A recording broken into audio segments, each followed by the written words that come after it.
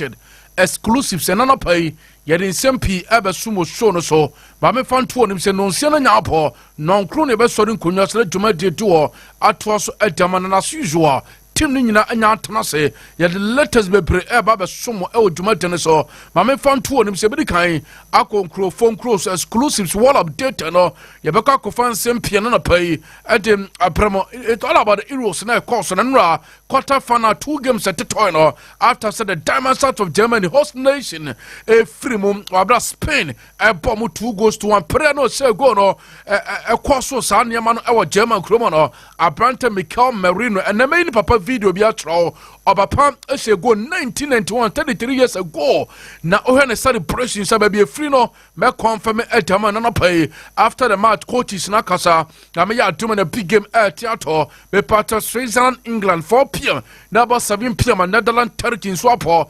Let us be pre-air el show so national so set enra after Portugal and so free mon same pinapa abante clear Mbappe and some Ekosha Ronaldo after the game nene mame na be pianso to me kwaso ho Pepe and Ronaldo na we consoling ho na we so consoling ho panifo me no masia combine almost 80 years and one sempi pen na pay e show say ko e be ko Wimbledon open na satana se be wura team komo and ten game NBA basketball ye be wura kaka boxing so somehow dent water ne ma me tunifu bia sanka boxing hu jai and so don't water as onyai ya na won komo pi be pen na pay e show no se be fia be din komo en sempi e fie ma me fanto no mo as the legendary baby jet Asamoah Gyan Shane Sumam say Jan sono ne original games na course on launch no poso nyame ya tuma na jepo anya betunti nyame ya tuma na se ne launch ne ebete to papa Jaras posted him Testa betana se ya be call ne akwaje report out on ya koso papa Jaras posted you no ya be akwaje report ne nyina be poma ya be kwa ma no so akodikti nkoma akra ne Ghana football ya ped ye libesi le be pia so etama kama etama enti koso na wa damfo no kanta na damfo na nwata ana akopiem our kafa me remfi as AFCON 2025 draw no epa qualifiers in Ghana e be ekopie no Sudan mu nyina wom Angola wom ye be din komo pre e wo juma tene so ene anapa fully packed show ana ya tena se de ba be so mo big brother the maestro Gieta Suzua wanyam atagwa match the researcher bepa sansora camera ne guso sadia na ima ana dia nam so kopiem MCR programs manager Broda and atutune wana pamfo abibia so etima kama metin and Joseph Oseponso from the sports president meto so and that's Saturday July 6 2024 welcome on board nothing but the best tell a friend to tell a friend to tell a friend senya tanase sports extra and ejuma jenimenko na ema the maestro kwaba so nkokwanso kwa na yenkonkro phone cross mna ko fansempi emfa emesomo yeah, maestro. Preso. Martin Minia. Young, we just. We just send me out to my pony. Oh, Yankopona don't be a course of kawa. Be a course of kawa. Another fresh day. And yes, say, and you read and I'm in a while. Oh, yes. You took away Asaba. Yasaba, very necessary. Your some Ghana man. We are say, man. They said, no, then some about. Oh, and then some more. Paula Billy Pogba. Yes, only DLC, a musician back home. Why come out? Oh, yes, why come Of course, why come? And then I think, say, maybe Juventus Davis. And so on, say, some kakra. Okay. On say, I mean, or one kind of a boxer, or here in the super lightweight championship, you know. With me and make a lot of immense improvement. Okay. Or the super lightweight championship. So I think say we will have a deep discussion about Juventus Davis and in commercial training BBN to beat my day. Akoso El Honum. Na you saw your remote Euros ne beat me abana kakran on say Turkey. Ebebo Netherlands. Na Ebebo Netherlands, not the side of England, so abo Switzerland. So yeah, the whole tactical analysis ne be so betting me abre ye T4. Judy. The maestro big brother and I wanted to can researcher nya from tie hwe said the researcher and so abagia gwana bi pia so etimato aso na no pay e fully packed so latest ni nyina won sabe ken na pay e wodwuma de so the what ya one team ye ni nyina na no pay no ye de ebebrema me match the researcher kwa bakra na ye kejango the researcher president akwa ba menua ye nua match me jesu na ye fine na me adum bia boko na so nyame adaroma da so team go bia na nyame ase digress we just ensem ho ene ye be he andimare ni farewell no and so after 20 good years in active tennis yes the only one I know to me challenge the legendary three no Federer na da ni Djokovic ono so do so na ba we but abeka last Olympics games for Paris ko wi an near him so be compete but I confirm say majors yeah you be heard na if you so I NBA moves your moye sikasem no president Judy sikana ni so say NBA sikande level sikana ni yes e break the town sikana ni so ebe hag sikana ni so you be here I AFCON so draw no 2025 okay draw na upon one yeah you be papa mo no fire group A to Z you be di huduma amateur the researcher and what tenin kano yenya tanase anti ente be konkrofon so exclusives wall updated na yakwa kofa nsempi e de abremo anopa wodwuma dene so wabra the AP flight and take off and pay o flight number no 105.7 na be pima the tenso passenger saying na tima konkon sa de set flight no mo and per pilot no Joseph Oseponso tell a friend to tell a friend to tell a friend as a nya tana said the latest exclusives ni na e de brema na pa o show no so Facebook no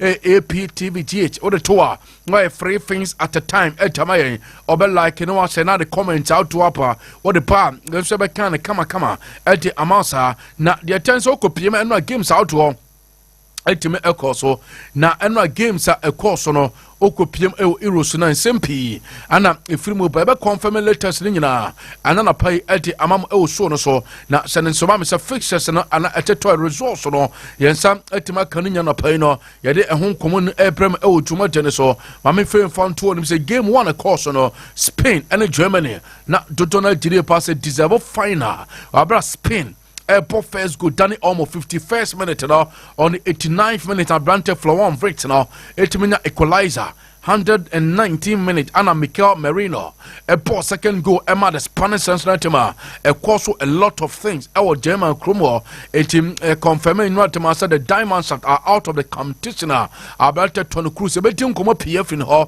at the upper big game BMSR Torso and Numerano Mame Enfanto say Portugal and the Brune national team of France AS0 and a PM on penalty shootout no and a Portugal and so lose 3-5 for France and so a proceed or more common ma yedi ehun sempi to jana pai e wodwuma tene so Mame Enfanto da say ukopiem England supporters no omokoka bom omo Spain fans no na eniema course na enya sam ketwa kra omo celebrate bom England supporters and Spain supporters combine na say any je kwaso na nka we de nka fa mo England and na wo ball game na say Spain Germany afiri mu a o de nka simu senso omo de omo kire so omo nte se Togo bi nu ape etese Germany afiri mu a England for do mani age yenko na yenka niema and so eko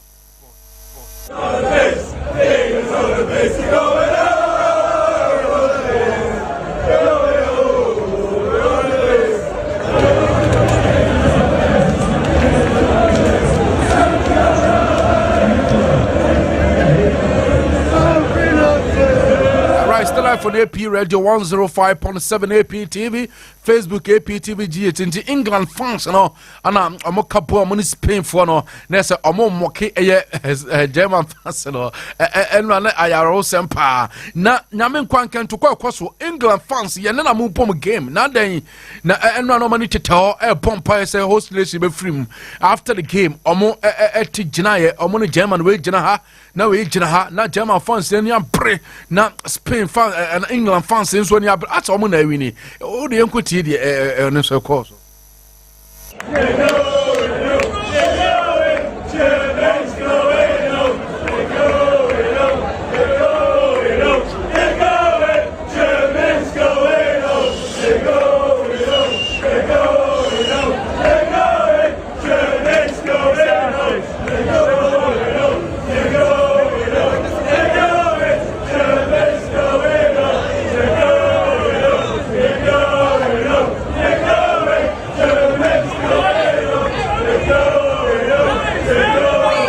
ɛno ɛde course so after the games at Germany free no ɛnyɛ Spain fans so England bonne omo fans no omo asase Germany eno ade told ya yedi ehun sempima mutuma den so na Toni Kroos ne Thomas Muller na eno na Toni Kroos confirm yes on so wadi kan ofodi kan free national team nim ana mpanifo pa na toma no sa pa ye na season ko we no ka che Real Madrid bobo kon say or the sum not wo na me pa to okobo Euros ni wie pe no pe omo free mu no ono so confirm say on to so pm on Thomas Muller ne brano mo pano na after the game no mo free wakofo pass no na in central for ebo pian no mo titin komo no na Toni Kroos and Thomas Muller na omo eso omo kasa krase ne kwa no omo to aso anya de betimi ayeye eno ede ne to janti Toni Kroos me no kasa no on Thomas Muller ede oso no nyina pa me pie ma de won komo be pre ede amana Lamine Yamal on ya Brandon Nico Williams and so no. And after the game, no, also maybe Pia Pum, almost celebrations and Como Planeye, as I say, Nico Segua, Ombe, yes, Abranton, Dindi Lami Yaman, Suseguambesa, and the Omumian, dear, Omokapa on national team, no, and after the game, no, Omian and Nante Waki, I walk straight to the bus, Echo 4, I be Pia, said to me twice on the Momo, Lamin Yaman and Nico Williams, and all, and dear Toja, Yadi, and Sam Pima Musono, and at a point in time, we are said the nipa ya dia or say 1 year semi men say anything okopiem e stadium Düsseldorf Arena na Spanish fans and German fans na ka opom omo pay massive tribute Edema Toni Kroos omo 80 day pass Toni Kroos aba baby am football wa pay ni dues kama enti banana sen wono na gracias or omo pay tribute Spanish fans no na at a point in time na omo ye videos bi was stadium one at pa na omo bomb some share Edema Brante Toni Kroos no omo ejide pass Toni ayade esan se Real Madrid boboko no enya Madrid kwa no wapoa Spain man at a point in time okona kopiem it was Spain about Real Madrid no or my Spain a country nisu jitin into omo de sabi omo nye bonia força say omo timi pay tribune edemano enti Toni Kroos ojinitin indeed na feba pa we prayer na kobasa na opponent team kre pon sam demawa e na efense eno de okopiem pa na me pa tom France bobo kono so qualify wa brown penalties no omo so share omani tinde Portugal na Didier Deschamps head coach Edema the blue national team or the same peer to ja or say they did very well. Now Odile pass ushia opponents are na mess chances high na enra no omo feel better or say penalties it was in a different circumstances Didier Deschamps and Sambia or also the two no na or say Mbappe yebusan say Mbappe no on one yi free man or the Sambia and a two da yenkotie Didier Deschamps. Even though it wasn't the same circumstances, because in the last penalty shootout it was at the world level back in '86. But as I keep saying, we beat Belgium. We're now in the semis, and we see the emotions that we share with the fans that are more numerous as the years go by in front of them. TV side as well. For me, it's a pride for my players. Even though not everything has been done perfectly, we just keep going, and when things need to tilt the right way, then we have to have also this capacity over time. And once again, we made it to the semi-final. Head coach and the blue national team of France, and I tell you, Yabusani said Mbappe. And a catcher and say, Obusa Mbappe and say, in a free one. And I made a meeting and say, Mbappe and Pinino and course out, not and one moja crepa. But now the same as you Busa coach and say, who's a star prayer there. So Busanunia, over free man here, Abrabo. A prayer abuse where you and once here you tell your own Bobra, Nabi Piana come up from Anti young coach the Shams after so Busa Mbappe. Busan say, oh, Busa Mbappe say, oh, you free mana. You need to be calm, composed, and that's what Kylian said as well, and talk to the players who are going to shoot. Hello, did Kylian ask to be replaced because he was hurting? Did you think he was very tired? Yes, already earlier he was getting tired, and he's always very honest with me and the team. And when he feels that he doesn't have the capacity to accelerate, then we cannot lose a player, even if it's Kylian. But with all that has happened to him, with the deficit, as he said, the issues with his back, and the trauma with the nose, it's quite a lot. He's hanging in there. He's not at his top form. But over time and the efforts, head coach and the French national team Didier Deschamps and this sounds some no to Dynamia to my big game at theater England and Switzerland airport Swiss coach no Murat Yakin or in Sembebre and Swetima to da na orani tendi Murat Yakin ye pusane se and a game plan pain and the coach the Free Lions of England or not here was ya di obetimi aka say or be cause problems at the England national team no enti Murat Yakin and Sembio that to also on your how power ye na benedie and ne over course the England national team no or any game at 10 kwa you go team Murat Yakin. We don't know what England plans to do. They have a lot of quality in their team to play a quarterfinal. We are in good shape. We have a lot of self-confidence. And we have shown that in several games, that we can play against big teams. We played against the defending champion. We played well against the host, Germany. Das große England vor Probleme bringen und unser Spiel machen und dann natürlich. And so we will cause problems for the English, and we will see what happens in the end. Bonjour Fabienne. Murat Yakin and the sounds and the two dana owie and so why na gusua ye busa ne sembebre na ose ye mfantu obi anim say football one thing na onim ne say good and bad moment. Now, their confidence in any here, make the Swiss fans very happy after the game and Yenti Yakin Murat. They probably had a bad moment. That was an advantage for us, and we are very happy that we were able to play the game, and that gave us more confidence. And our fans were also very happy. And our country celebrated with us. That's the kind of moments we live for, and we are very grateful for that.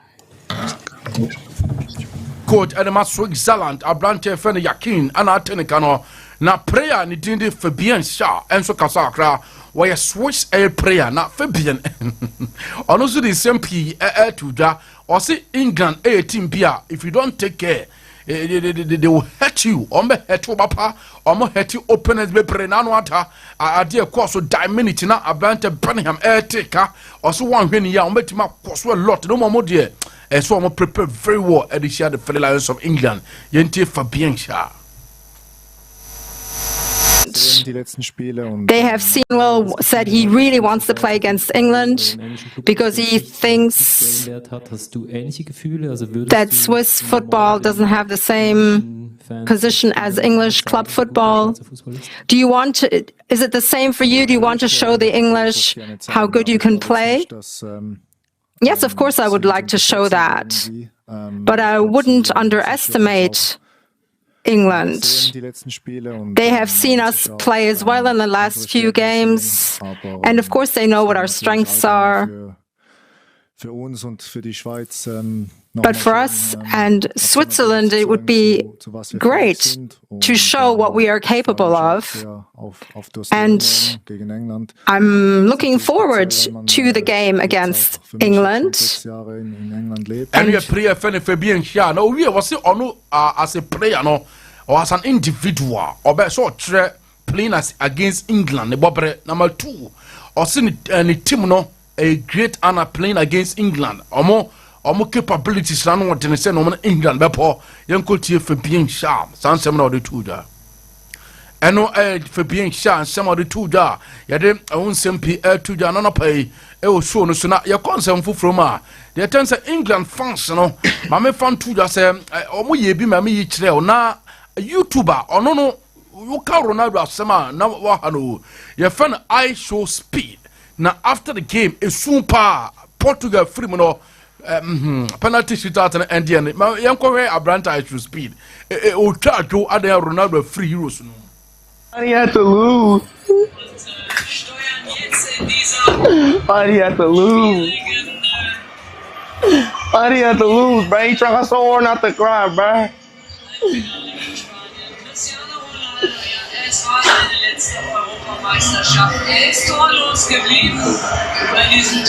What's that, bro?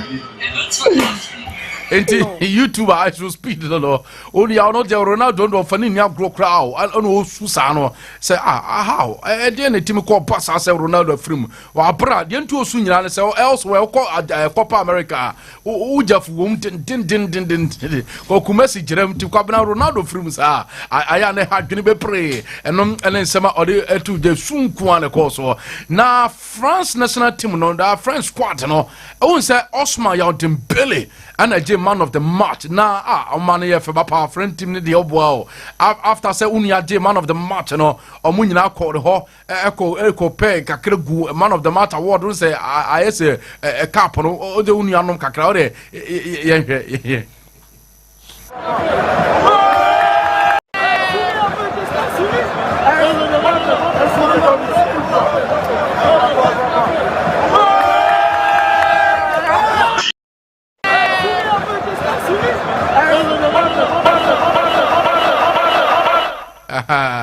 Enti after said Dembele edge man of the match and also unia so track na award no family nhwek bia ne kakra nguna o yapon came no unia nyina ni kakra na bia and so enkoye mado eti fans no man ye papa unity ana adwuma sa no na yanko Paul Kojo Pogba ho Pogba oni DLC and you to never diamond platinums omo no mo na game no bom na after see a ball last spot kick no energy energy pa energy Tanzania okay Tanzanian yeah diamond platinum Tanzania no Popoba ananya jabapa yeah Popoba celebrate into the semi-final of Euro 2024. Come on.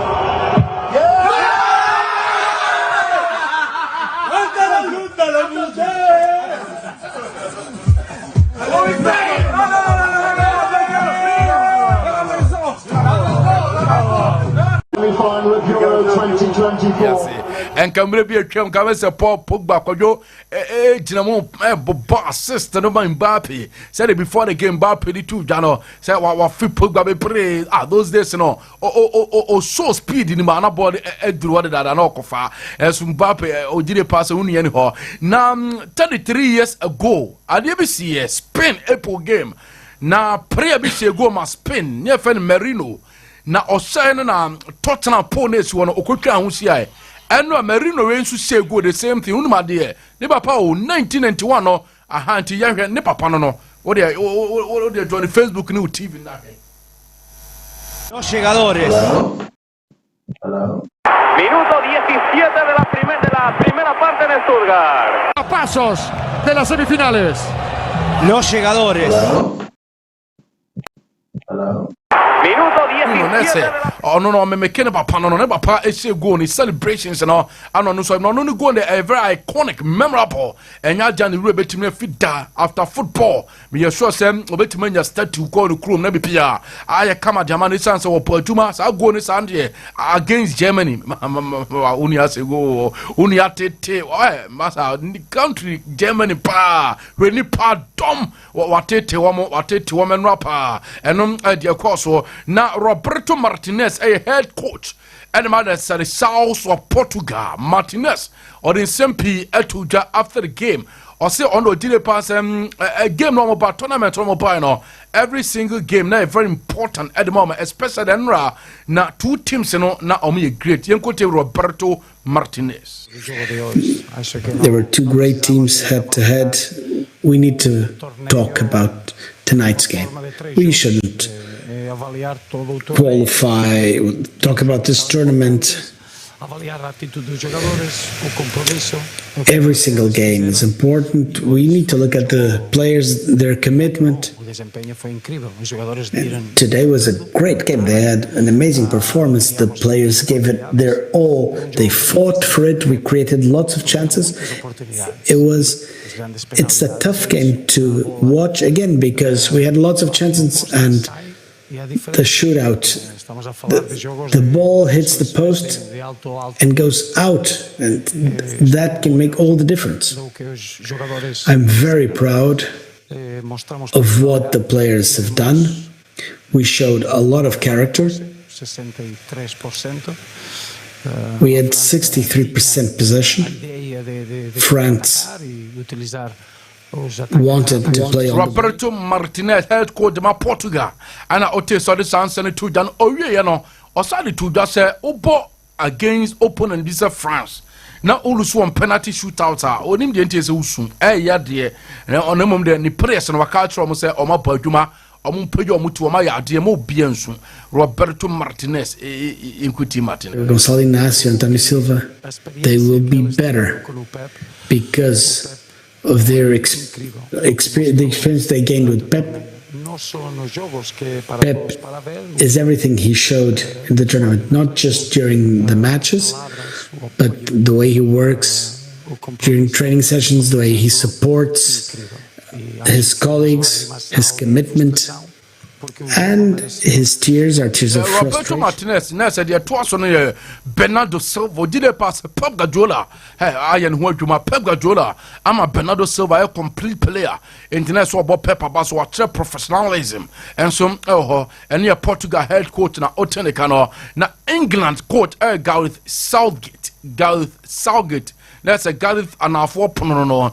Now, Southgate on Luke Shaw, me Busan and Sembe play, or say Luke Shaw, I fit.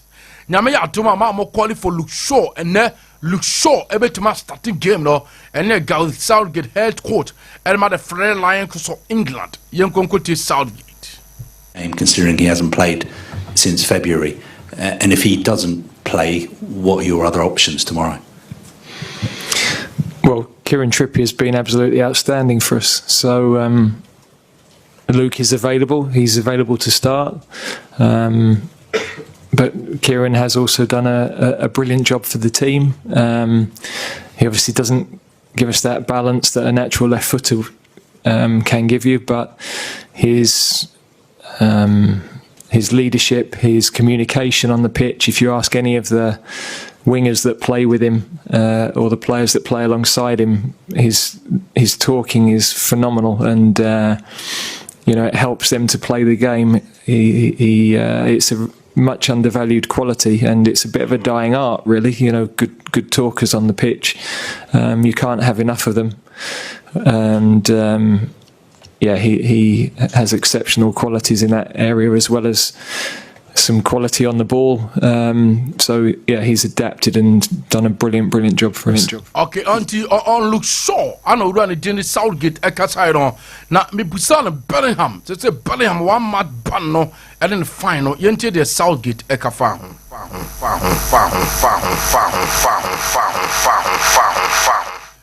Right, still live on AP Radio 105.7.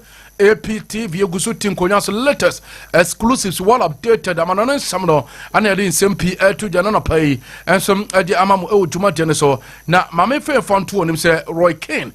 Now, Oko Roy Kane or a former player, former captain Dama United Bobokono, O Penipa Bakwan Sembe Okekana Dunichenipa Bia, Roy Kane, those days of United, no, we a prayer on the foot of prayer. O said Bobinon Tiasano Papa or the pool, not as a dress room dia or the pool. And over can have done that. And Roy Kane say, or no mum de heti Roy Kane, or say a dear Baku pa or no Roy Kane.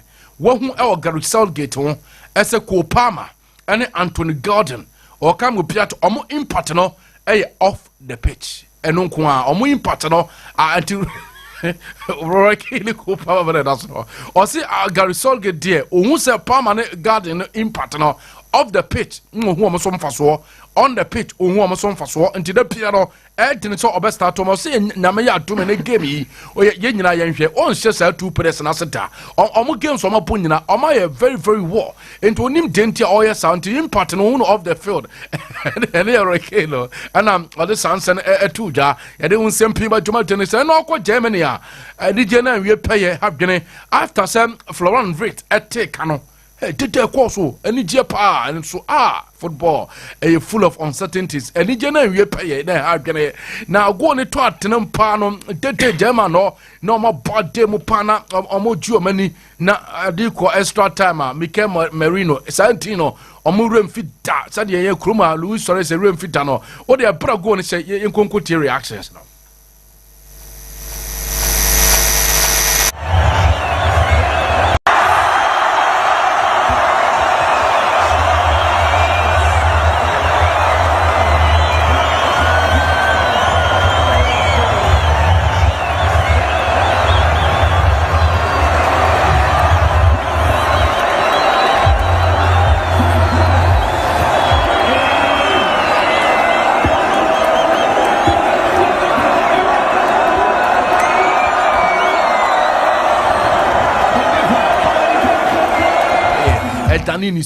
Danini Su say they are still last no na 3 year pan it's very very true and the German for 90 men repay now the diamond shaft of German head coach Julian Nagelsmann yes that's a big brother mo and a maximum fanin yagro crowns were film na Nagelsmann kasaka crowd so of course they've missed their families and then again na almost the key together not focus on what they really work together but rather unfortunately say Kobas and Nagelsmann and after the game what this answer to that Julian Nagelsmann the semi-finals.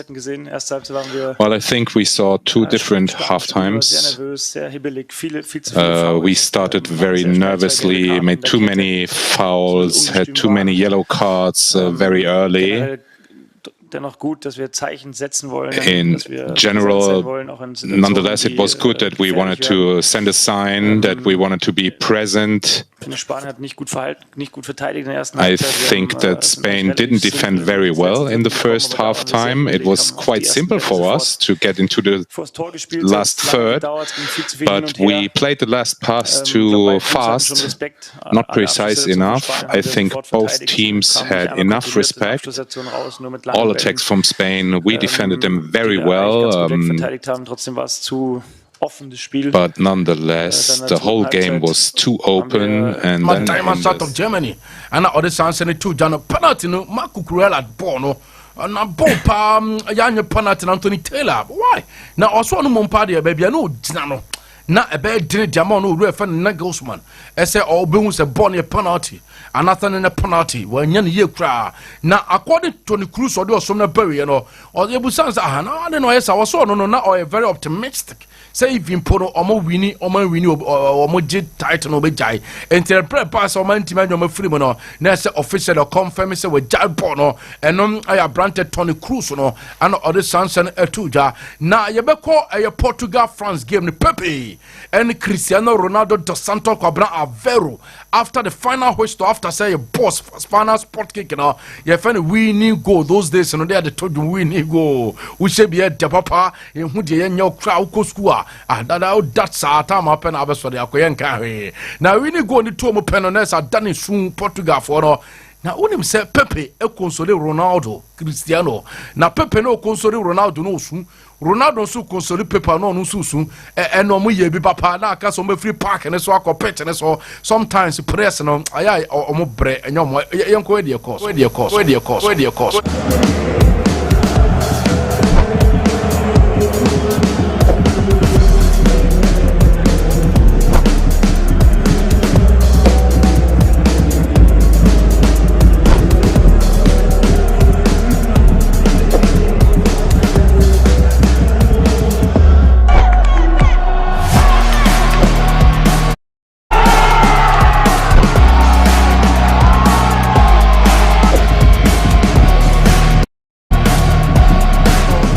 Pepe 41 years. My goodness.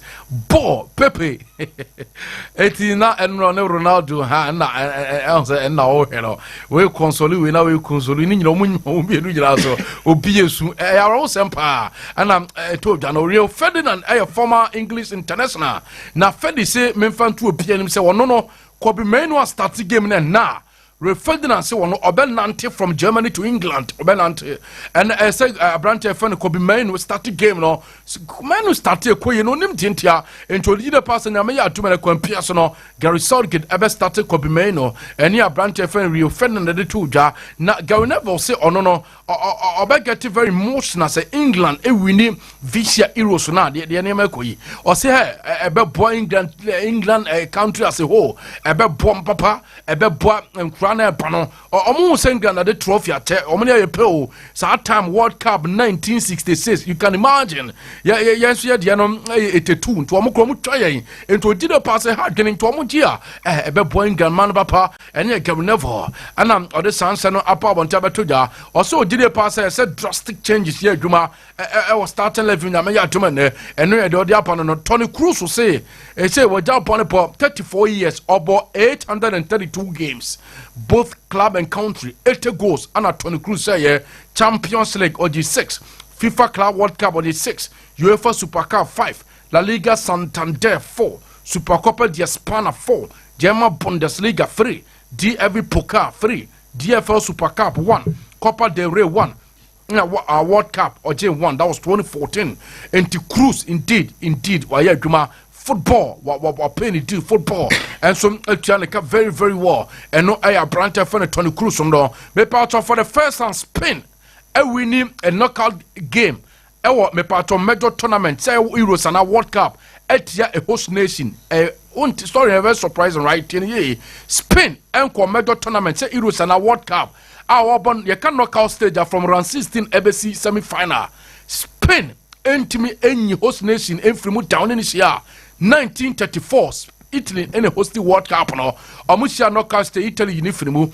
1950 Brazil a unifrimu knockout stage 1980 Amusha Italy once again host nation Italy unifrimu 1984 Amusha France a yomufrimu 1988 Germany hosting year Omusha Germany omufrimu 1996 England a yomufrimu 2002 a World Cup Korea Japan Korea for a yomufrimu e knockout stage no ana 2004 omushia Portugal e Euros Portugal e host 2 year yomufrimu knockout stage 2018 omushia Russia e Spain e frimu okay knockout stage and the World Cup ana 2024 there o my ade it is Spain a bro say wo come major tournament no ushia host nation knockout stage bia no apo omuchi da bi this time around enya de besi and indeed Antimius yema paso Pedri, a prayer, Edmund Spanish national team, about the youngest player in the history, about 10 Euro matches, 21 years, 223 days. Renato Sanson and Nicolas records, 923 years, 213 days. Pedri, about 90, and Rana Gerard Piqué, any Abrante Carlos Pio. Hey, no more. Nebra, me pato go and buy no. Hey, Piqué, okay, or okay, Pio na 19-year Jerry no captain. Edema Bassa with a Chewa Mungamu Bunya. Na only Piqué's school boy no upon attacking I'm gonna dash on tea over him. Now we a time ago ne kwa sano na Piqué buy on Pio. Boy in Tottenham and the DNA na F papa. Now Carlos Pio in Sambia Babantaba Tuja. When you say you say again as Tony Cruz or che Abrante Fene Pedri say oh boda me o dini Bugabi Pedri and to us be o say Cruz no be petrol now Bugano di Pedri and to us o frimono ana dane omo boy ana Piqué say na o di Tony Cruz one year obi a wo ball last game na obeda so born the last game because no him so me qualify so name no according to Carlos Pio o say obi a wo ball on Pedri 9 senior man na yen saro o say obi a ball last game. Now what you intentionally accuracy what's one call for ball. Cruz echo for Pedri 9 it would o said din buga. Now I see idea ba ko e wom pa obi an hu ya say Pedri free mu no prayer no ba mu na be say go say assist. Elie Puyoro no. Enti o se Tony Cruz wa nkasa adwuma wo ye. Wo bodema fo ne ka pre no opa mu no. Wo ne be se go sai assist Emma Merino. E popo ne to atem no. Say France omabo 450 minutes. Ewo Euro 2024. Open play go back open no say it was a penalty. Ana Brante Kylian Kwame Mbappe bo say ye. Samson na Portugal equal 300 minutes. Amonso no open play go back open e ba e ha gweme play enum de teno yesi Kylian Mbappe e bere ko penalty shootout no ko friend press so ko katrom say you training a day away for a very long time. You training papa say you need Portugal bet mark penalties. You training very well. More bien him, more bien seki. Ye team, we are together. Hey, Oceano Credit Tawati, the more bien fan sending teams or Cobon penalty. Say, or more ban or decided by beyond person who do euros no. And you see Mbappe, Echo Kyle Prayers, no money, very, very, very awesome. Nina can open a Biako, yet you must say Inifrimo, and some Etimawamo, and Edgeton for the very first time. Cristiano Ronaldo dos Santos Aveiro Cabral Ronaldo Doris ba point no me pato Katia Aveiro no Elma Omunia Bano no Omunia Pema no only say ro me pato for the first time major tournament 20 minutes ago 2004 Euro Obogo World Cup 2006 Obogo Euro 2008 Obogo Samsung 2010 World Cup South Africa go 2012 Euros will go World Cup 2014 or Brazil say go Euro 2016 will say go 2018 World Cup Russia will say go me pato 2020 will say go me pato World Cup 2022 one Ghana will say come and me pato Euro 2024 wait here Roro ntimi anya go se me kwano wale wi abobo an roro braso unia se obe hangi puto no so unia nya pressure compare so no 2026 obe sa ko World Cup no enom tie pedi unsempi ba ena tai e so no so Arsene Wenger e former coach ma Arsenal the Gunners na Arsene Wenger kasa akra Arsene Wenger say memfam to obi anim se wo ye coach a Ronaldo chonsa so na Ronaldo ho adwuma see o se matches be pray na nke se o referee Roberto Martinez e pente Ronaldo he onyim fi no he's a great player ya ka se player ni bob at his age no o se ya plot no at his age and power podo o se Ghana fantastic player na mom wo ye coach a so hwe ade o se no chances bia e be ban ho se no Ronaldo esuano na ko be sa bowe age no ba uni option ento gide pass there are some games na nke se coach ni ebi okwade Ronaldo free bench pa nke se otimi manage Ronaldo very well want me anya sa ade no nemo opa Ronaldo apostle so a great player football ebefe Ronaldo Arsene Wenger the legendary and I'm Samson Etuta yedi ehun sempi ba so no so won say after the game na ehun ya na say football say na man yafu won say Mbappe ne de manya ka tro say the godfather Cristiano Ronaldo entenra Oshia Nana on the foot of play. Just say we're winning against Nana. Now after the game, picture no one say Ronaldo no, and Ronaldo boy no kusia omo. I'll say Ayabusia no until Ronaldo who ja prayer ne dem no the Ronaldo mfoni atata we chance Ronaldo mfoni na go Pepe and so eko Ronaldo ma me say Pepe do kofi ko didi ni ade kofi ko num ko didi ni banku ni mo ko ni ade ya ti Pepe de o ye fie ni pa o ya busua enti Pepe okoda say mommy am foul but all the same they say life goes on say be pian team to us na Abranta Rwanda kolum woni ka France fo free mo and ka kwa we o say 2022 what ka phenomenal Argentina picture na that screen so no wasa ebiem unso esro de na yenra de no and a form de no money Argentina final na oboma keeper na tenero we so oba say no nyame nko an komu free mo a enka de omode be ya kwa we Rwanda korum wani wo so na black semi ka unia kwadu de ke betu bia pa e de Thomas kwa kumula oko Germany a pre omo fani na go pakono no ono so say enura de betuma in the last game upon the national team do wa 131 matches 45 goals wa 41 assists me part wa the World Cup bako wa ya top scorer 2010 World Cup no enti Thomas kwa kumula say nyame ya toma we betuma in the last game ono so no apemo ama the diamond out of Germany me part of Danny Cavaha wonu say Cavaha ekosia ni teacher o that time o so no enura akosia ni teacher no aha o me da so no Danny Kwame Kaba no o the red card na ye dene ha nti oni ni teacher no ma me kire na de enti na se o timi ko sia no na o didi nkomo se madam ma saba ma ba mi nti enti ko sia no be pia enso etime kama be part of semi final game na boss a big game semi final no the Spain and France Spain so the omo sia o omo good 4 players France omo nya available 4 players omo nya available omo na da so no Kylian Mbappe Antoine Griezmann Osman Dembele ana Aurelien Kwabran Chouameni sa press we nyina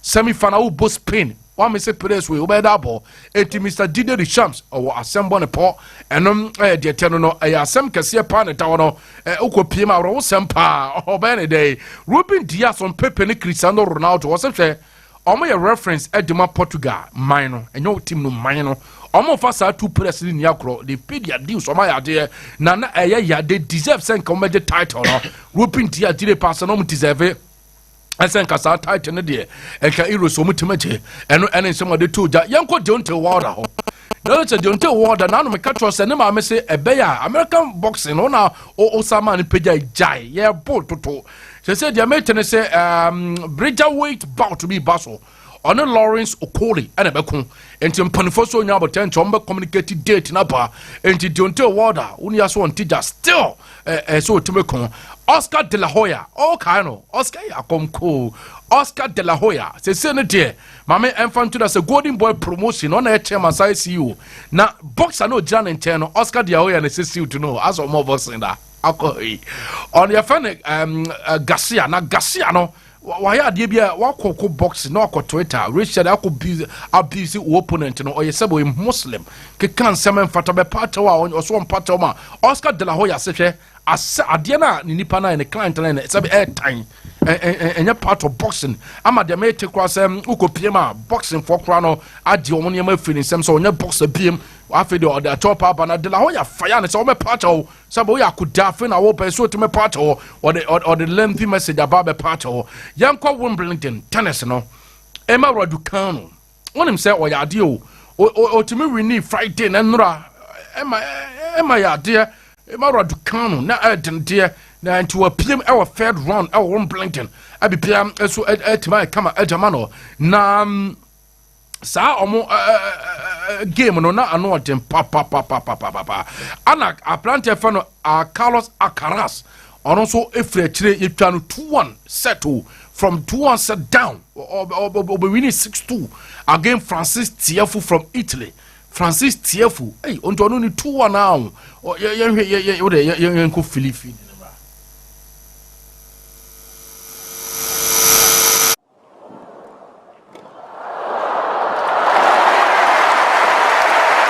Game Tiafoe.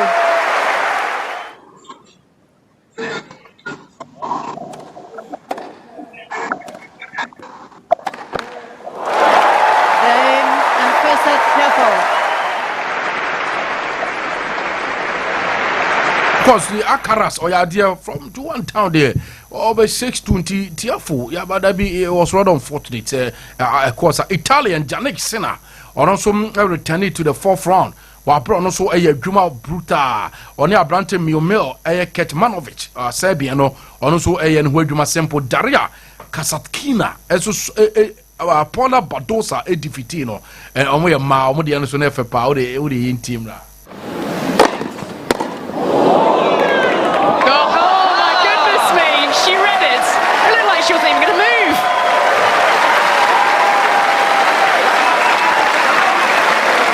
Absolutely brilliant. Live on AP Radio 105.7 AP TV. And a brother Kwanya din Crofon Crosun some letters in as you hear Facebook messages in Kakra. Famaya Shadrack was it good morning AP Sports.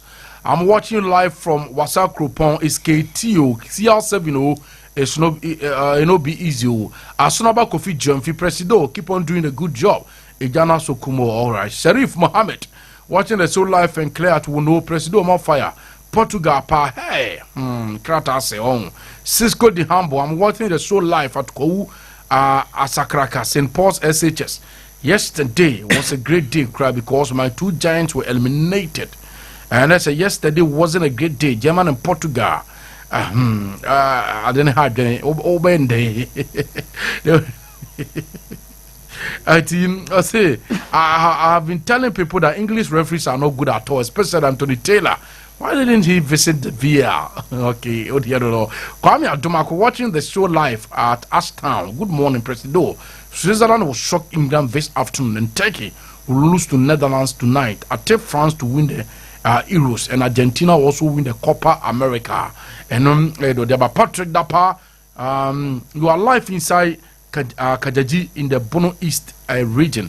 Thank you so much. Samsuna Kokoba Kofi, you are live inside Antenna 1 Barbering Shop at Sankransa, Sankransa, western part of Ghana. Okay, thank you so much. Empty Thomas Sapon, I say good morning, sports president. Enjoying your fantastic presentation. Portugal problem is the coach. Just call me Murata. I say I'm watching live from Atebubu. And also MSA no. Kwame Adomako. Okay, Kwame Makai or message no at the amount. Let's keep your messages coming. AP Radio 105.7 Facebook AP TV. Menko the researcher na okay the researcher. Presido. Yeah, my chibium. Yeah. All right, you monitor. What do you write? I am just free. I Wimbledon. This is Yakona we highlights kakra. Yeah.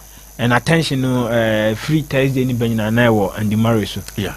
We say last weekend no krana I buy say ebia na went to me more singles nibi. And we confirm here on Monday ni say won to me. But doubles ni there obetimi on any brother Jimmy Murray. And on Thursday, I'm upon na Osha nipa be 12,000 need to take it. They have Andy Murray. We say Andy Murray no we say. When you sportsman kitwa ewo Britain for no any so. And one in I doubles no. Omu lusu to Australia. Rinky Hijikata, 23-year-old. Then John Pierce, honestly Australian, 35-year-old, 7-6-6-4, 2 straight sets na. Edi eyi omumienu onene nuane mienu efrim na after game no attention in game ni so after game no yeah farewell the man Andy Murray I confirm say after 20 good years no odena kunde egu for mun say injuries aba ni career mama I say I know I am re no hwa ni farewell na who current players ni champions wo majors nim and the former champions no omoba big gracie occasion no and no hellis nana me say Novak Djokovic me say Wimbledon agene 7 times yeah member na from Roger Federer na agene do 8 into Novak me say Djokovic na wa obon nsem de ma and Murray because no one any will beef one of the few players I know mutimi defeating for finals you Andy Murray omusia na no den pa yes man Andy Murray now we fantastic kana Martina Navratilova ono waje majors no makoma 18 we check American or your 67-year-old and one naje Wimbledon no edodo a man from waje 9 now ono so imagine so be like ono 18 majors titles so tennis no World Cup no me fan this and main one Wimbledon ha and highly respected pa waje makoma 9 no ho anache say uye ni patitri wo na chan a igas fire tech we say why French Open waje 4 times she's only 23 or Poland ni she was around US Open so waje back 2022 na US Open no at 23 no so 5 major titles tennis mu a any pass answer ho anache say wa ultimate se ko yana Timothy Herman ono say British 49 years and so Wimbledon one you be that better semi-finals 4 and it will be like John McEnroy on the American or Wimbledon 3 times no US Open so twice to you me nipa na or more how more support no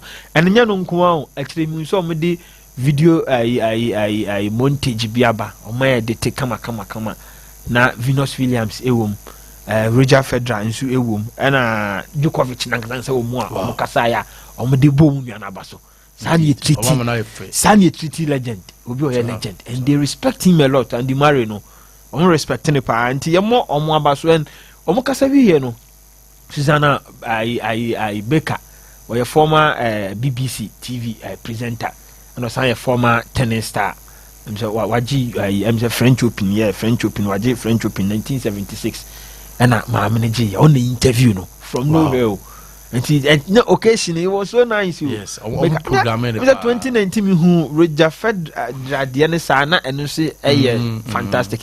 But we need love for no was say idea was here. So be here idea my now qua a man I fitting farewell. Fitting one. Yes, the fatana and we know idea man and the marine dance yes say we a player we say tennis is free by 1998 ban say Ababawa Williams was 1995 for say Jamema no we just Fedra 1998 and Fedra Spain you know also Nadal also started 2001 and Serbia you know Djokovic started 2003 we from Fantastic Four we do Obana Kamema no Serena Williams no we winner pa tennis yeah we winner and say a man we about from a man me answer no the only player who team challenge wo was that era we no na Andy Murray we defeat him 29 times to also defeat no combined I think say 56 times na say no musia kan pa 29 times you combined unya obi asa oni Federer ne Nadal mo Djokovic mbeti ahia ebeti agina be in be 80 matches no defeat him be 29 times team emania different crowd team say why big name player e tennis and you heard ni honest kakra which I remember in 2013-16 OGA and a US Open 2012 that was his first major title tennis and Australian Open walusu finals makuma 5-4 and Kofoya ni Kambombi obi walusu finals 5-4 Australian Open I just say he was up there and I had a French Open 2016 so walusu finals and on Olympics Games 2012 I won one from London o defeat Djokovic and at 2016 Rio we defend the title no sa akukudam yen say omu no bia no Olympic gold medals me no and so special for Andy Murray and we have 14 masters titles ne kuta no and maybe 41 good weeks what that 80 before no ranking number 1 sa entina ne farewell and obi was suffer 11 surgeries back surgeries. Oh, so sad. Yeah, so sad. Injuries ebem no and a man agro no e call from actually who how be see on bebo we too big and there man a dance so cry say for 77 good years na obi who free Britain ebema waje we build am ye bo mu kro mu 7 na waje bi was 1936 Fred Perry 1936 na the last time bema bi je we build na de ma Britain for and I near you kra a check and 2013 opija Ojima Britain for into more respecting her a lot. Our dinner could dear from they say one ABC 9 president. Dear, you ever heard me over here? Me answer dear, or you'll be a na me want a cheaper. He was a great player. Where I go to me so him then this will be a star is be a wumpy and the marry now with him. And what credit now was another man more hot, the more hot, the hero hot. We almost started tennis, no any brother I Jimino. Now or ne mother na you train. Wow. Let us say a busia dear. Scansu of you. Mammy training. Yeah, and I started training with Nana. Get to one a hit. And you ever remember the name Musana Weeby, you ever so far. Resource and Biaba and shocks Kakrebi. And the biggest one here, defending champion Maketa Vondrosuva, checking in a man last year on the G. And we'll buy game 1 and President lose you 2 sets straight. Uncle. Oh, Uncle. President, I mean, Nim said. Says he cannot 2.1 million pounds no the last time. Say on the last year from nowhere no beji. Oh yes, so she did very well. Yeah, Shocky will be. Shocky will be. Not 2.1 million pounds is a good bank. On her, but you so be defender title. It's a key. A more you strong, no more you determined the partner. Sports no winia ultimate to us. Until ma Federer money Williams mo no more special no. Maketa wa J back on. Or buy around 1 near in a free man. Or hands were Rublev and Sune Francisco Comesana. Rublev no what your ranking is sees na Comesana and see a 1 run 22nd. One is where you Rublev no Ephraim. Wow. Hands were Italian classic Baku course Italy form you know Yannick Sinner. What number 1 ranking on it Matteo Berrettini you know Italy 4G European Cup 2021. Berrettini na presido finance. Na omushia and 7676 2676 in favor of Yannick Sinner. Na a classic. And our Lord Harry, South African, you know. Yeah. We feel more as you do. Oh, Ben Shelton. Ben Shelton. We say one of the first set when they try 6-4. And American no try second set 7-6. And Lloyd Harris try third one 7-6. And American far last week. Too bad. 6-3 7-6 now. Or the South African no a film. CC passing so yeah 11th ranked by ATP. And also to normal Rusu Viori ono ya yini Finland ni. You rating you ranking 87th. Ono so CC pass a film. And a British affair. British number 1, British number 2. Jack Draper ne Cameron Norrie. And also you go in favor of Cameron Norrie. 3 sets straight. And no Draper in the film. And big one and now can we so we highlight. And no no be Drew actually the European Cup no. Yeah. Now a big game Alcaraz and Francis Tiafoe. Tiafoe in chess or no bar agree watch it. But Alcaraz very good. It got to a point and Tiafoe was on the verge of eliminating him and boy ne banso back here. And so far any game more born competitive pa Tiafoe ni said we see 7 no Presido. So was Sevilla a incredible and pushy Alcaraz to the world and Alcaraz also react here or react here now or the winning 3-2 5-7 6-2 4-6 7-6 6-2 3-2 in favor of Alcaraz. Also need defending champions. So we are ultimately Djokovic called 4 hours 46 minutes here. It means that we share and apart from Djokovic no we on any match. Definitely. Because that was not the question. Roger Federer money na dam wajuma. I don't know young boy from nowhere. Or not in ever coy. And you have man so round 1 maketa ne dia no. Ye uniform Buzas Mineiro. Ne rankings no watch the kura odi uniform and Ketibuta Jessica Pegula ne Naomi Osaka. President Munina eliminate you household names here. Yeah, you my friend, but still now. Naomi dia na ye me yapa. Naomi Osaka. That's why I'm I'm tell you are the fun part. And I chat that down so. Naomi, why a bit rusty. Or the yao. Yes. Why a bit rusty? And still a dear Cassiana assume. I know it's 2.7 million pounds, and that's what we didn't hear me. Whoever said they be our can. $2.7 million pounds. Okay, 2.7 million pounds. Oh dear, singles. Amache. Scarasu. Maketa, I would receive or your buyer first round of view. That's your G2.1. Scano, 2.7 million. What is the one to the nuclear? Passive finance no abeye nyame adme china na otwe okay and no week right how china week here to 14th 14th enti ebedu se beba no no mo bosim finance bibia ya be ya said ye no enti yenko NBA the NBA moves free agent ne contract no sikana wo mu no a mo asan agena na transaction kokoso na me chase free Bronny James Anthony LeBron James ba yeah ne ba no LeBron James no already na ganansa ono I secure ne there with the Lakers and ne ba ne there no at age 9 tunim score mo de ma no was signed 4 years ona na year 50 and ne ba na daso no Bronny James 55th I pick overall this year ya draft no I'm say be 2 weeks near end year and $7.9 million for 4 years no me no and said me say we break his Canada $7.9 million at age 19 est-ce que them say o di bien say how much fear you am I told that was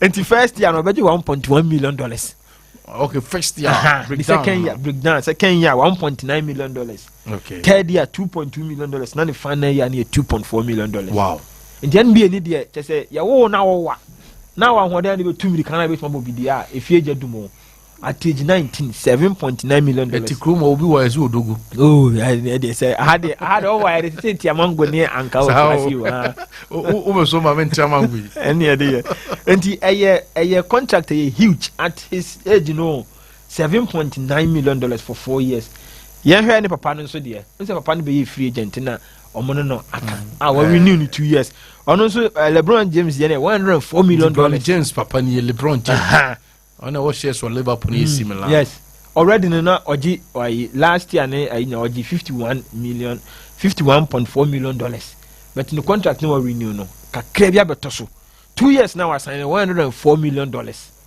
I know the OG Lakers. $104 million. Wow. I know I call Boston. Boston for no biggest contracts value wumpano. You say Boston for no honor. Jason Tatum 26 years. Okay, Jason. $314 million. $60 million a year. I signed 5 years. $60 million. $60 million a year, 5 years. And I was signed their mom. When say you'll be he's so good. Yeah, he's almost 7 feet. Oh yes, that is wow. And 2017 year he drafted 2017 I know near third best overall. Just 2017 and not 26 years was signed 2017 by permanent 7 years was signed $314 million contract. Presido $314 million. And they have you one BM $314 million. Second one is Jalen Brown last year no signed $285 million. On also you are Boston. Yanko Clay Thompson, maybe a fan of Golden State Warriors. Sir, Clay Thompson D 13 years for Warriors. No, what NBA titles for? We say one Green and a Curry. Golden State Stephen Kerr estate no. Omuye solid. Omuye unplayable, unbeatable. But Wajaya or call Mavericks. Okay. And now none of fathers and fathers here for my Golden State. Was free Golden. None of fathers and call Lakers. But us Uchusu Mavericks on the end $50 million for 3 years. And the only say scan from but in yes kakitu $60 million. Lakers for money $20 million a year. But Uchusu Mavericks meaning say Lakers I say stars war no Anthony Davis ne LeBron no e still show no say and they been so Mavericks if also finance or buy no and they be a ginger no emano echo. The reason why to free Golden State was in 2021 no expect to say and come man a long term contract. And now, what penny dues, what 4 NBA titles. You heard James Harden a job of says, I'm a friend. One day, 1 year title, NBA title, but one of the best players among home NBA. Former OKC, fantastic. And also, contract, also 2 years were renewed with LA, Los Angeles Clippers, $70 million. No, so if I go to. And now, Paul George is 34 years, and so $212 million. And also a free Philadelphia 76ers from LA Clippers. President. Basketball no this year kakra. He says Africa no alliance Rwanda. It's Rwanda dominated basketball pa Ghana so takrade. Takrade for no popentino. Into this year wende. Wa nyane sa. Na wende. Amane ni nana mane tete mango ne. Sports no in terms of sike women change now. Oh yes. Because we had a football club you have signed we are unknown. Near amount $7.9 million. Boxing bit me at every year the kaka. Debi na we music come there. Boxing is Saudi for new mu na. Ana I no. Was a boxing your ball kra onyeska. 36 minutes. Yes. We near do hospital bebe. President you heard 2025. Yeah. Okay, quick one now. Yeah, brush it. Yeah, you brush it through. Yeah, hear groups nika. Can say groups no e bia 4 and obi abebo 6 games. 6 games no we drew Morocco for group or group B no so already me qualified inti ho no Gabon Central African Republic na say omba krom ha emiye hu wom ene ai Lesotho inti we nice opportunity for Lesotho say omba qualify for AFCON so mo bi da and Morocco group no first 2 ni be qualify Gabon metepi Gabon na bia Central African Republic do Lesotho for no na say so mo Nigeria wo group mu for FIFA World Cup qualifiers ya omo bo omo homodin pa. And to Group A no see Tunisia and Madagascar and Comoros and the Gambia. Comoros see any more AFCON mobile and no more call AFCON group. What says World Cup qualifies crew one. Ah, and say question mom 5. I was at here home. Back to back. Back to back. So AFCON mo point mo coach Koka say me kwa question 4 goal no upon referee. And the Comoros for no. That group no say Tunisia mo there omabo AFCON atwa so 16 straight times you see a record o so I'm sure from 94 to 2023 wow. If you are Tunisia for baby into no more group you are in trouble until you almost in China.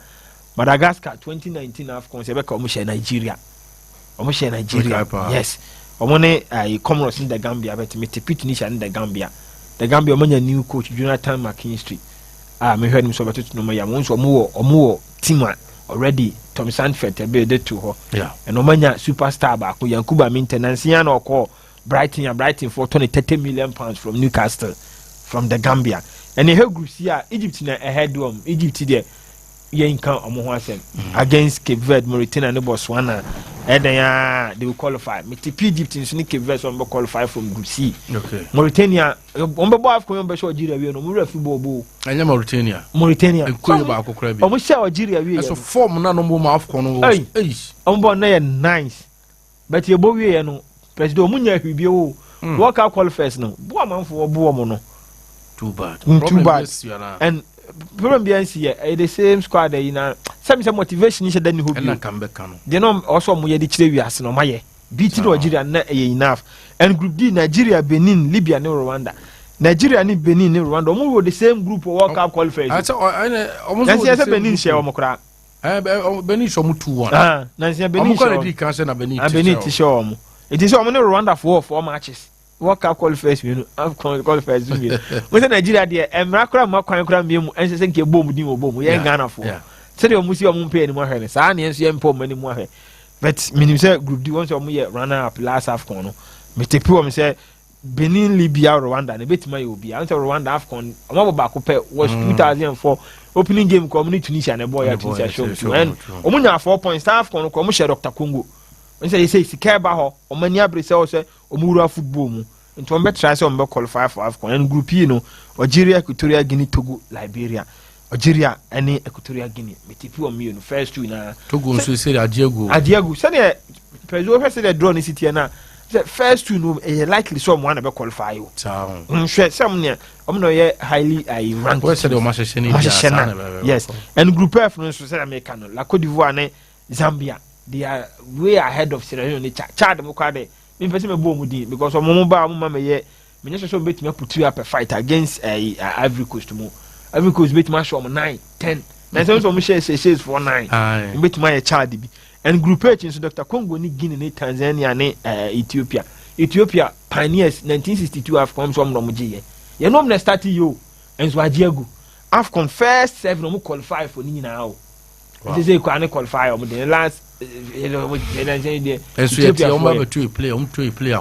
oh say club football say Ghana the club football dey nyebi ye dey mu nie nti group H no Dr. Congo ni Guinea say na make na first two na Tanzania last half kono mo bobi o club football na wosoro but a ban international football there president o mo shada nyaade and group I Mali Mozambique for ye no bo tutu na Mozambique for ye nkrofo Richard Ofori okay Richard Ofori yeah say na good year ni and Mali ni Mozambique am ho banu so be qualify masters and group J Cameroon Namibia Kenya since 20 last way 2 AFCON so ma mesi ni nyina and Zimbabwe no ma agiagu kura so am so be kaya 2006 AFCON no mo ya chi o Zimbabwe no mo Ghana for chi then so minus ni timi high o mo high pa metepi Cameroon and Namibia to qualify first two na group K so I South Africa Bafana Uganda Congo South Sudan ade omo ye na nsia ye so mo board draw Togo ene ma ye ti omo kan ye omo so ye minus pa ansa fe na omo so fefeba South Africa Uganda bitipo omo so ewo that group K and group L last group Senegal Burkina Faso Malawi Burundi there I doubt to say ombetimi afo mo now unyini ye say sa na ma na see o 2022 AFCON 2021 yes EBSC said oh yes first two we bet ma we bet ma koso upset we bet ma fa ho akopa because we group runs Ghana and Angola beko ye group say Sudan because ya pian Sudan ma pejo mu yes on paper na Ghana Angola for ne look strong so Angola ye omo plan is mabululu okay mabululu sugar na ebe right start live on AP Radio 105.7 AP TVGH Facebook Amakye the researcher yes but PSO no the researcher how we kawa we call the maestro na the maestro to us the maestro Ciao. No, that's true. Ciao. Okay. If you are fine. Oh, yes. You are fine. If you are good, I'm not doing it. I'm not doing. The fair You are fine. Yes, I remember in one brown windy. Oh, yes. And I also so windy. Yes, no pain, no gain. No pain, no gain. It's we a bear money over Yasia. I was all the show who said, Senate Biano, obey your own way. Say, in Sumu. Mu Jamu or some name now, yeah, the podcast will be cut as a Bruni. The Bruni say we brands are the way. I hope. So, was it, yeah. So, on the system, you good. On the system, was it, yeah. Yeah. On the system, needs Oka Crown Jindi. Oka Crown. Well, Africa had it. I was a Brena Wunya. Oh, yes. It is all to so be a Brena Wunya Nadia.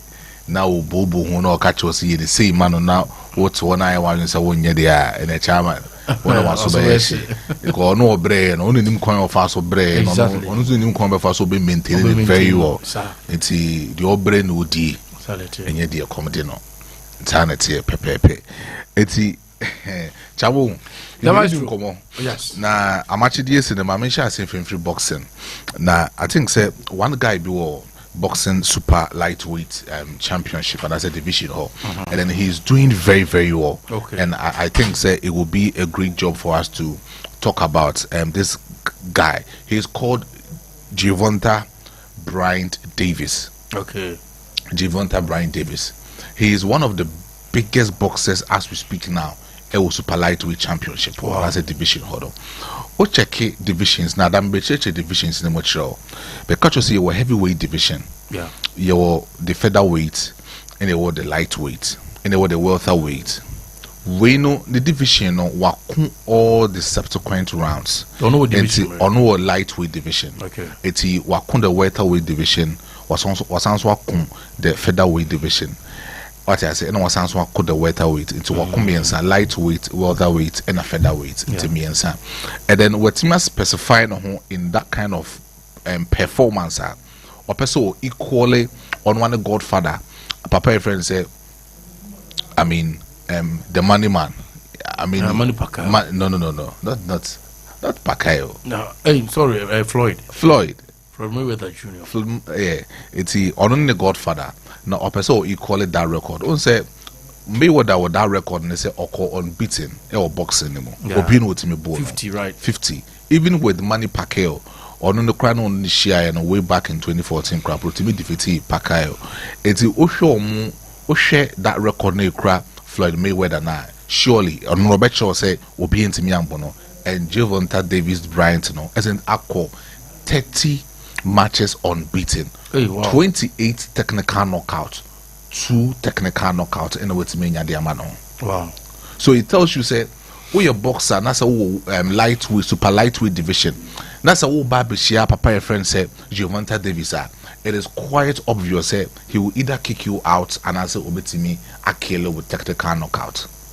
But one of the most identifiable traits of Gervonta Davis is say so ono kumpe brina or no, the biggest hallmark any uppercuts. Okay. And some of the things will be to my jab very on the fast pacing rate or on the right hand.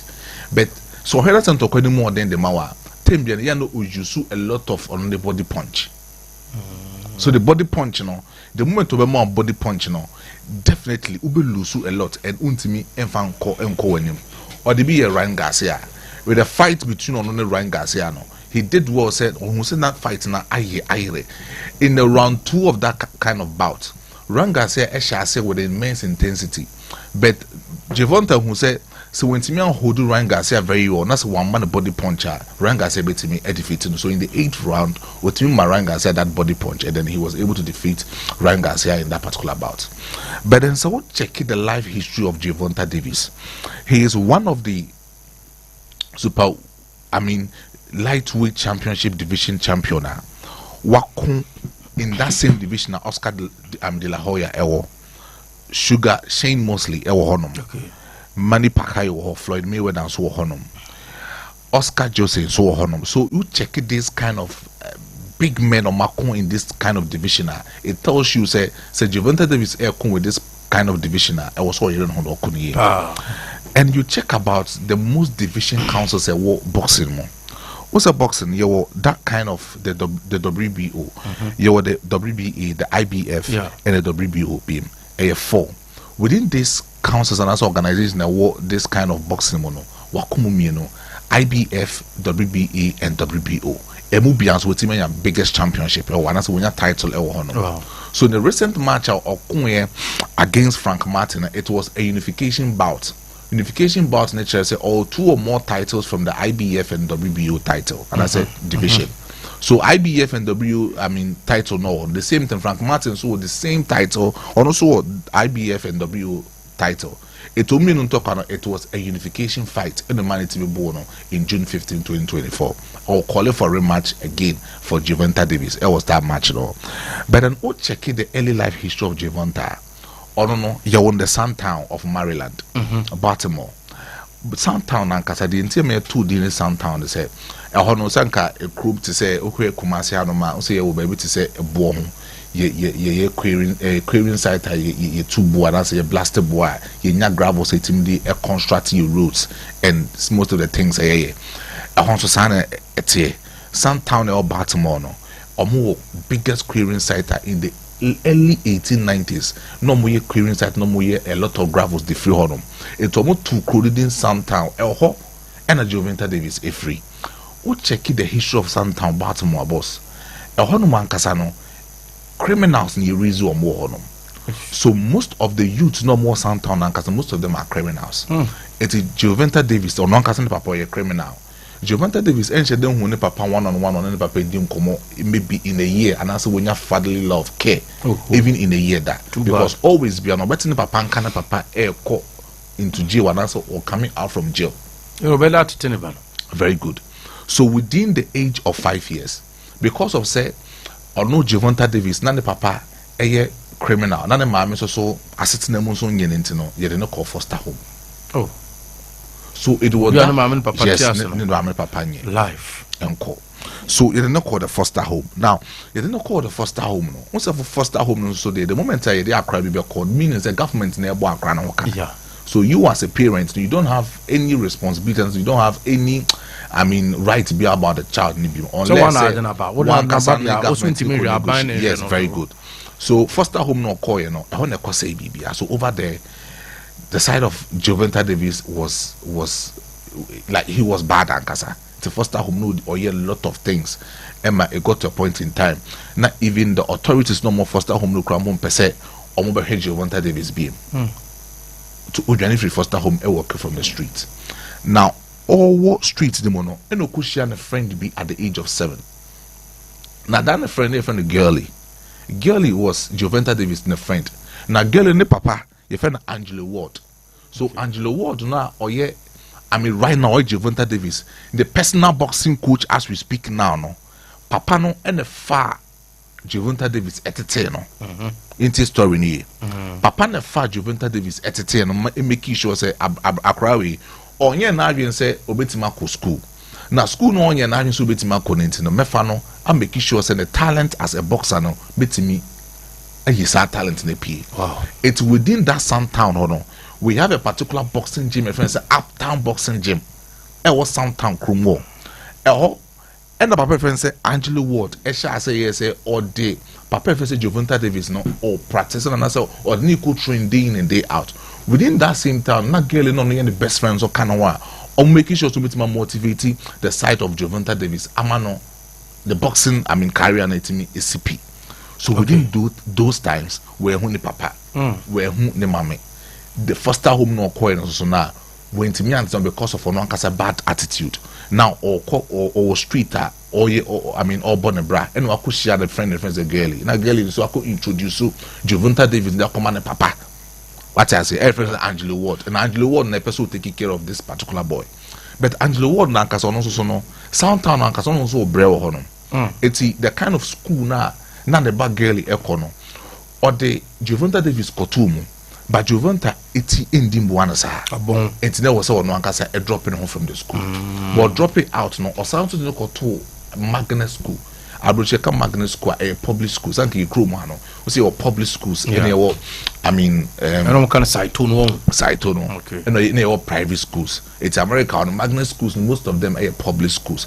It is that public school near the no to Soundtown or Baltimore no when to me uncle or drop it out from the I mean from the high school. It's a high school. Gervonta Davis ain't in the NBA.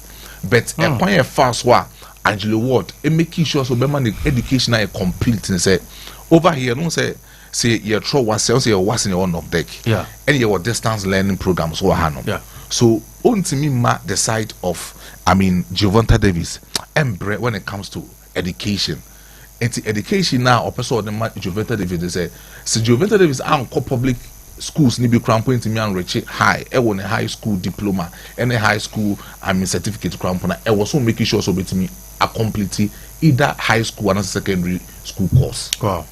It will introduce Gervonta Davis in a particular program called the GET program. So the GET program and it facilitated the development status of Gervonta Davis. What was it about? Say I don't know. It's just like you Chrome Hanan Quebec say a end of deck, but I don't know. It is actually called the General Education Development. Oh, okay. That's the GET, the GED, GET. So the General Education Development. How no introduce you, Papa said Gervonta Davis, or introduce you Gervonta Davis, or no. And then he was serious about it because I don't know. It is only say what a computer and now is but then it is not highly. I say it is not highly. I mean accepted. Just like saying Kalbeku school, no one settled down for your final examination. Naka ya pass out no get na koye offer shortcuts. Yes. In your certificate. It is not highly accepted. So all the no university, that's one passes our course very well. Ultimate Fanco University. But just ask my say. Ultimate Fanco University. So that one very good. So at the age of 18, as far back say 2010, February 2010, you know making sure say Papa Professor Angelo Ward making sure say now you say me raise this monster to become a boxer that year. My man find fit for him very well. So within 2010 to 2013, or making sure say Papa, a friend said Gervonta Davis Bitman making the first debut in boxing. Wow. And the first debut no to be making, you know, he fought against Pedrosa Jose. And within that kind of fight, you know, boss, Okun as undercard between the fight between say James Dagger and the Bad Jack. Now Okun as undercard no. Most of the people almost share the fight between Jose Pedrosa and Gervonta Davis saw the talent in that guy. So quickly, Omo Angelo Ward said, if say the training not the match Gervonta Davis no a very minimal until upgraded the kind of training on the match Gervonta Davis because the guy was sharp. Wow. And early in the second round, he was able to knock out Jose Pedrosa from the cage. 10-year one no. Yes. And a boxer is sharp. So when it comes to the boxing, he is very strong. Wow. So within second round, he was able to knock out Jose Pedrosa from the bout. And you call the game off. Now you call the game off now. Unyana's second professional fight in 2017. Okay. So between 2013 to 2017, he was fighting as undercard in most of the matches. But then most of the matches not fight as undercard in the boss, not in a technical knockout. But then this particular game was actually the time I was all signing one of the first contract with Mayweather Promotions. Oh, okay. So Angelo Ward in the Mayweather. Or that's only Ward war. Oh, that's no Ward war. Ward main coach of training. But between Ward training all right. But Mayweather Papa into training no. Omu yina can management team no. Mayweather Papa training no. And or sounds so Mayweather promotion. I mean promotion. Oh, okay. It is a what check Mayweather promotion no. Now we check Angelo Ward. Now check Mayweather Papa Senior, Mayweather Senior. Oma Krumi a monster out of Gervonta. Wow. And in 2017, there was this kind of bouter. Now Mayweather person or pushy at the match Gervonta. There was this guy called Wash Liam. Wash Liam was one of the biggest, I mean, super lightweight champion in that division. No crap, that two titles, one from the IBF, one from the WBA. And within that division fight, boss, not Gervonta any title. And the moment now, Obebo Liam Dino, a lot of boxers are running away because at that time, or you're undefeated. It will be very difficult for someone to defeat Liam with that kind of division now. So he was the king in that kind of division. And Floyd Mayweather, make sure say, Obe pussy Joventa Davis. I'm a Joventa Davis, I committee Liam with that kind of bout. And Opushi, no. He was able to excel within that bout. So Joventa Davis against Walsh Liam, within the round of 4th round, he was able to knock out Liam from that kind of bout. Wow. It wasn't technical knockout, straight knockout.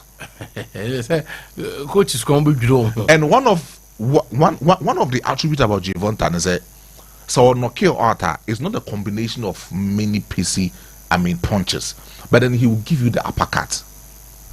It is either the uppercut and that's a body punch. And the strength in the uppercut. And all these boxers was solely uppercut. Wow. It was solely uppercut. Now, the third match sounds to bring the best out of Joventa Davis was at that time of Kung against Fonseca. Fonseca was a Portuguese boxer. Okay. And within that time, Obo Liam Rieno, Fonseca was the neck bait and also division him. And within that same 2017, Okun Liam in Tokano in May. In June, no Sanso Okun against Fonseca. So 1 month period, no Sanso was against Fonseca. Fonseca also so at nephew 1 year, no on your fight. I rusty. No, so I rusty. It no be himself, they know whole bebo. Joventa Davis. No be our trophy 1 year out. But then Oshia Joventa Davis no within feet run or sound knocking out by uppercut. So what's trophy 1 year day? You don't expect him to over quote first. No? So right now, no, it was very difficult for you to predict say when they beat him about Joventa Davis, it was super lightweight championship or divisional. Now, Ocheke in 2021, there was this biggest boxer no division one also rise, my friend Santa Cruz. Cruz was very good when it comes to biggest punches or bouts him. But then the bouts no more initiative and the man Joventa Davis no. Now Cruz ain't satisfied with that kind of bout. It almost changes that bout manoko against Rolando Romero 2021 June 17th. Now Rolando Romero no so yeah one of the biggest boxers and who cracked 3 titles within that same division. It took IBF Super Lightweight Championship. Okay. Okra Featherweight. Also took WBO Lightweight. So 3 championship titles na Okra. And now Joventa Davis Okra 2. It's a very unification fight. Now some fight no course no Las Vegas on Nevada no. He was able to knock out Rolando Romero in the 2nd round. Wow. You know J titles sounds so they count. You know back Sababu Cruz sounds so count. The Mexican boxer was Sababu Cruz sounds so count. Now Kase ye po bi betini a fight against Papa your friend said Joventa Davis. And the last 2 years, and that's the last year, within April, I think April, June, Echo for the Ryan Garcia and talk on the buy. Okay, Ryan Garcia. Now Ryan Garcia is a Mexican, or a Mexican sounds American. Now Owadibu one who say within that time and all Babisha Joventa Davis, none of you undefeated. But that's what I say. None of you undefeated in the light. The same thing, Joventa Davis, no Bianson Bonada. And a lot of, promoters no more better on Ryan Garcia said, Obetimia put Joventa Davis at the quickest punch within 2nd bout. Because Ryan Garcia and the combination of punches is highly intense, even more than Joventa Davis. Oh, okay. But because of Joventa Davis, always be or share the clip of Mayweather. So say Joventa say a clear repetition of Mayweather and Tokan Okun. The runs in the bout, and that's in the runs in the ring. Everything be or ring say or a replica of Mayweather. Very good. But before so no Ryan Garcia and Tokan. Now the contract are running out from the Mayweather promotions. Oh wow. Into Okrete. But Okrete no or catching Mayweather so Okrete from the promotions. But yes still he will make sure say Mayweather being a godfather in every match be obedient and negotiating for Sikadi Amano. So between that kind of fight, Gurley, Angelo Ward, and the side of Mayweather, Senior and Mayweather Junior, was part of that kind of deal. Sadio no quantity ma Joventa Davis sika he can say $35 million no from that kind of bout. $35 million. Wow. So $35 million. And when you free that kind of bout ni. Onya say sika ni we no. E move $5 million no or the call Suntown. And the coma that foster home na no wo hono no. And the coma omo. Or said to move $5 million the call the Uptown boxing gym and there was Suntown. Baby you could boxing. Wow. At the age of 7 years. Very grateful. Or Sanso the says can be called. We na no ne papa ne be hye ntokwa so. Boss. Within second round, that Ryan Garcia your man knockout. But then referee the counter would do 5 or sorry by. Within 8th round, and the papa said Joventa Davis, a man the body punch went to me and twice be. So within 8th round, Joventa Davis, it's me quite Ryan Garcia, a what technical knockout on. It's a video now already. You can share videos and make a crab near Joventa Davis. How influential he is, how powerful in the punch, uppercut in the city. You go him braces here. Right, still live on AP Radio 105.7. Okay, the best to us, man. All right. So, check Joventa Davis very well. You could easily feel the power in most of his punches. Now, the man in the recent fights here, very, very, very popular between the ranges of boxing was something spectacular. It was the fight against Frank Martin. Frank Martin has been one of the biggest boxers in this kind of division. In the WBA, he hold 2 titles. IBF, no hold 1 title. WBO, no Osanso hold 2 titles. So, check within this kind of boxing organ, or who do titles within this organization in the super weight, lightweight division. So Frank Martin Tokano. Adoyena he did it before Ryan Garcia and Tokano. Wow. But it's no wonder said the Godfather and Mayweather. Yeah. Was the Mayweather every bout to be Osman Kofomo. Very good. Israel. Very good. Amko Israel. Yes. Yes. And every then, bout. Yes. So he did very well within that time. But Frank Martin Tokano was even boss na ano den crampo chain Ryan Garcia and Tokano Okuno. Because Frank Martin they were black to so on wow. And no who so den. No be wako 40 bouts no obi ntimi mbo no. And within that 40 matches, 35 knockout with me the man. So it tells you say Frank Martin, that Tokwano, it was meant say almost a share Tokwano so be break Joventa Davis. Precisely my make what I say. Almost a share San Tokwano so be break Joventa Davis. But then Joventa Davis was able to stop Frank Martin within the 8th round. And not stop Frank Martin. So it tells you one of the biggest things are one of their bread. The TMZ boxing fame. And what check within the ranges are Joventa Davis has been the only super lightweight boxer what did a lot of views abroad.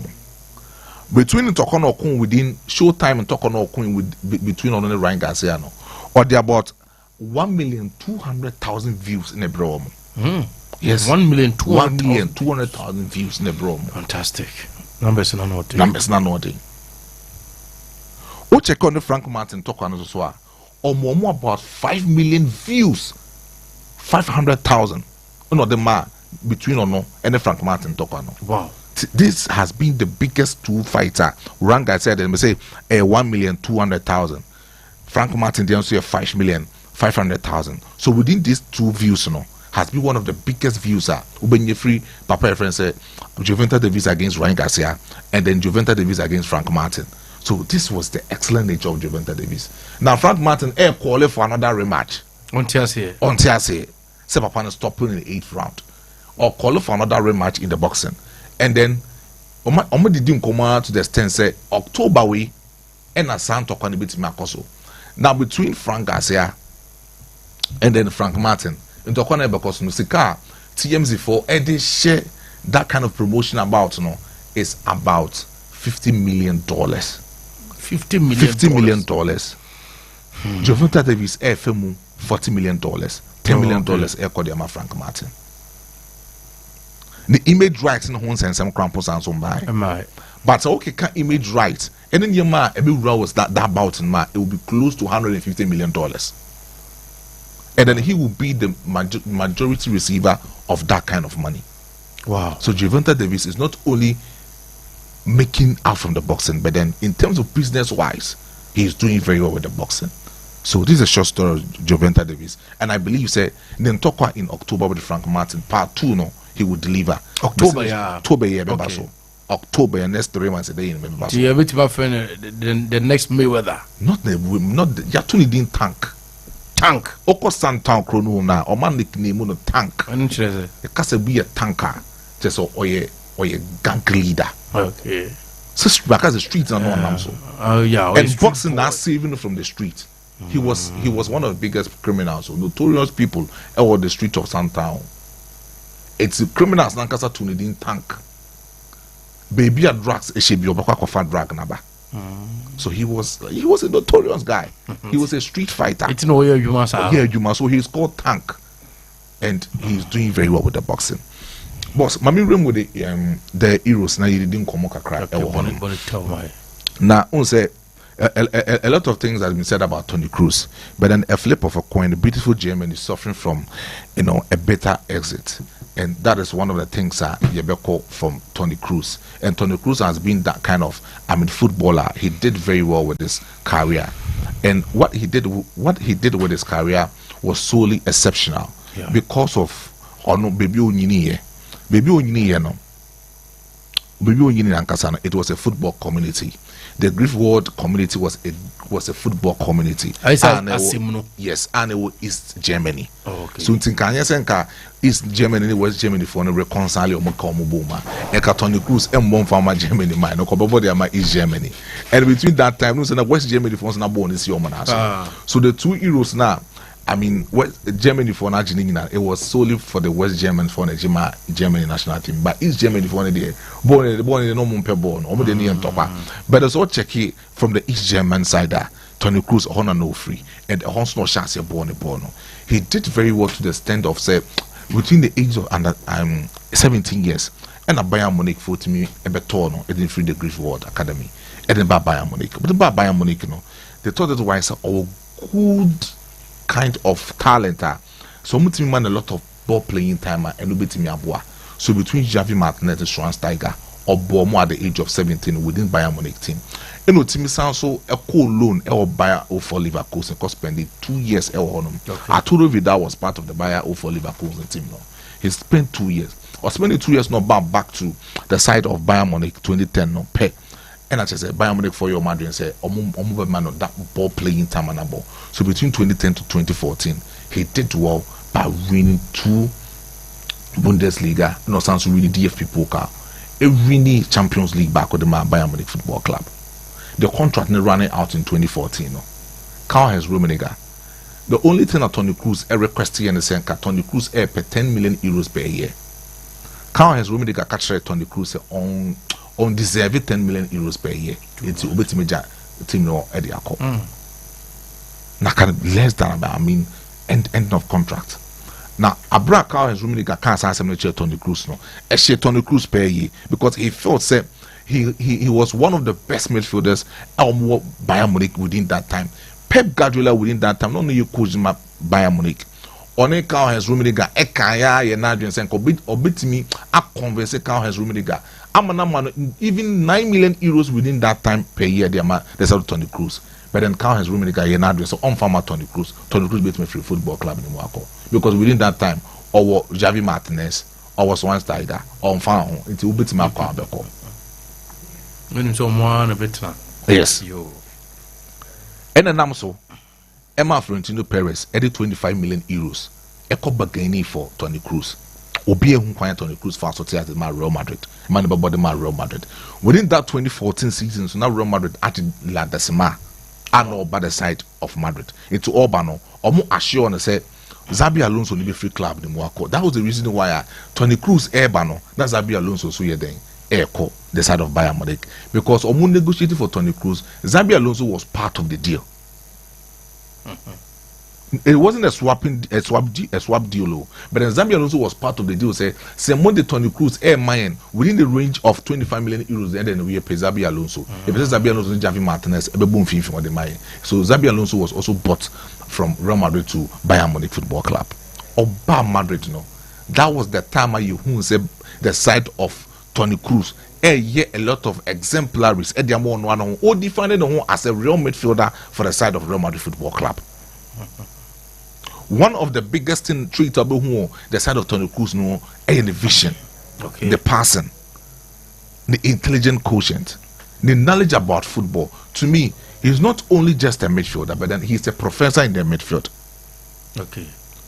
When he is actually doing the most, he do a lot of things for himself in the midfield. So to me, I believe the retirement age now or at the age of 34 years, winning 34 titles to his credibility now, I think he will do a lot of things for himself, and only God knows how I would say I'm breaking most of us Yankasa Yakuman football say Tony Cruz at the age of 34 or go away from the football now, or making sure leaving the stage applause very high. So to me, it is very, very, very good.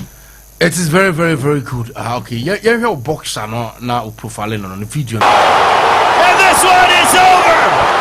Gervonta Davis with the finish of Yuriokis Gamboa as Tank has become a 2-division world champion. Left hooks, and that wasn't a dynamite left hook, but it was one of the few left hooks he's been able to get in. Another left hook and a right hand by Garcia. And now, Garcia forced to take a knee. 3, 4. All right, still live for the period 105.7. Now, really, I say, Uncle Phone Queen or Mane Basa. Oh, Yamana Basa, he's doing very well. Yamana Basa, wow. Wow, Freezy best stopping on. Kaka, Freezy best stopping on. Freezy best stopping on. Alrighty, a train about Koba, and I say a piece of out on about us. Baby Prince, Selassie Testa, better latest local stories. Baba Rehu, a Samoa Jan, the Buffalo Jan, 24 Kruma. Yes, inti Enyasam Ketakra, anti Yentua Hunkom Rai, ba latest local stories. To us, Edamam. Keep on being.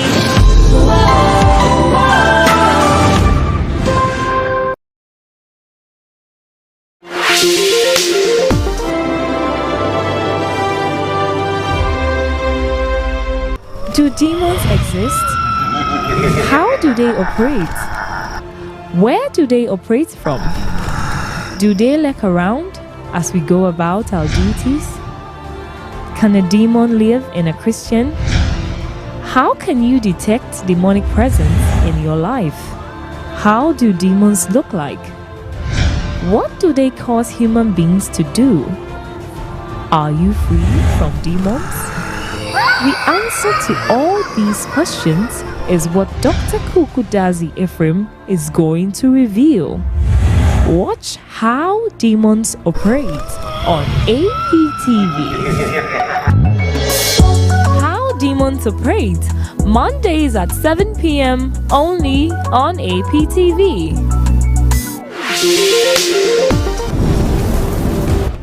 To the program dubbed On the Other Side.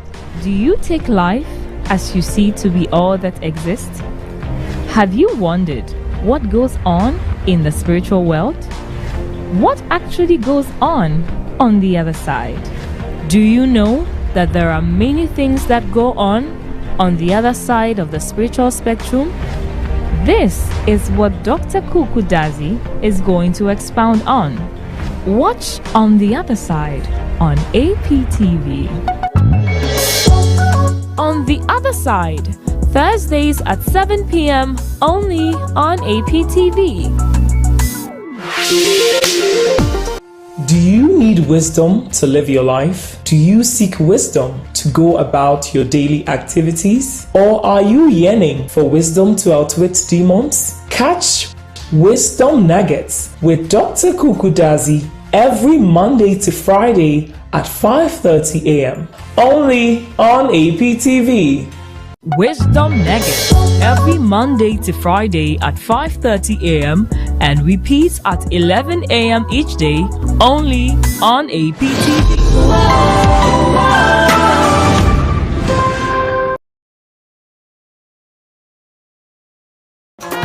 AP Sport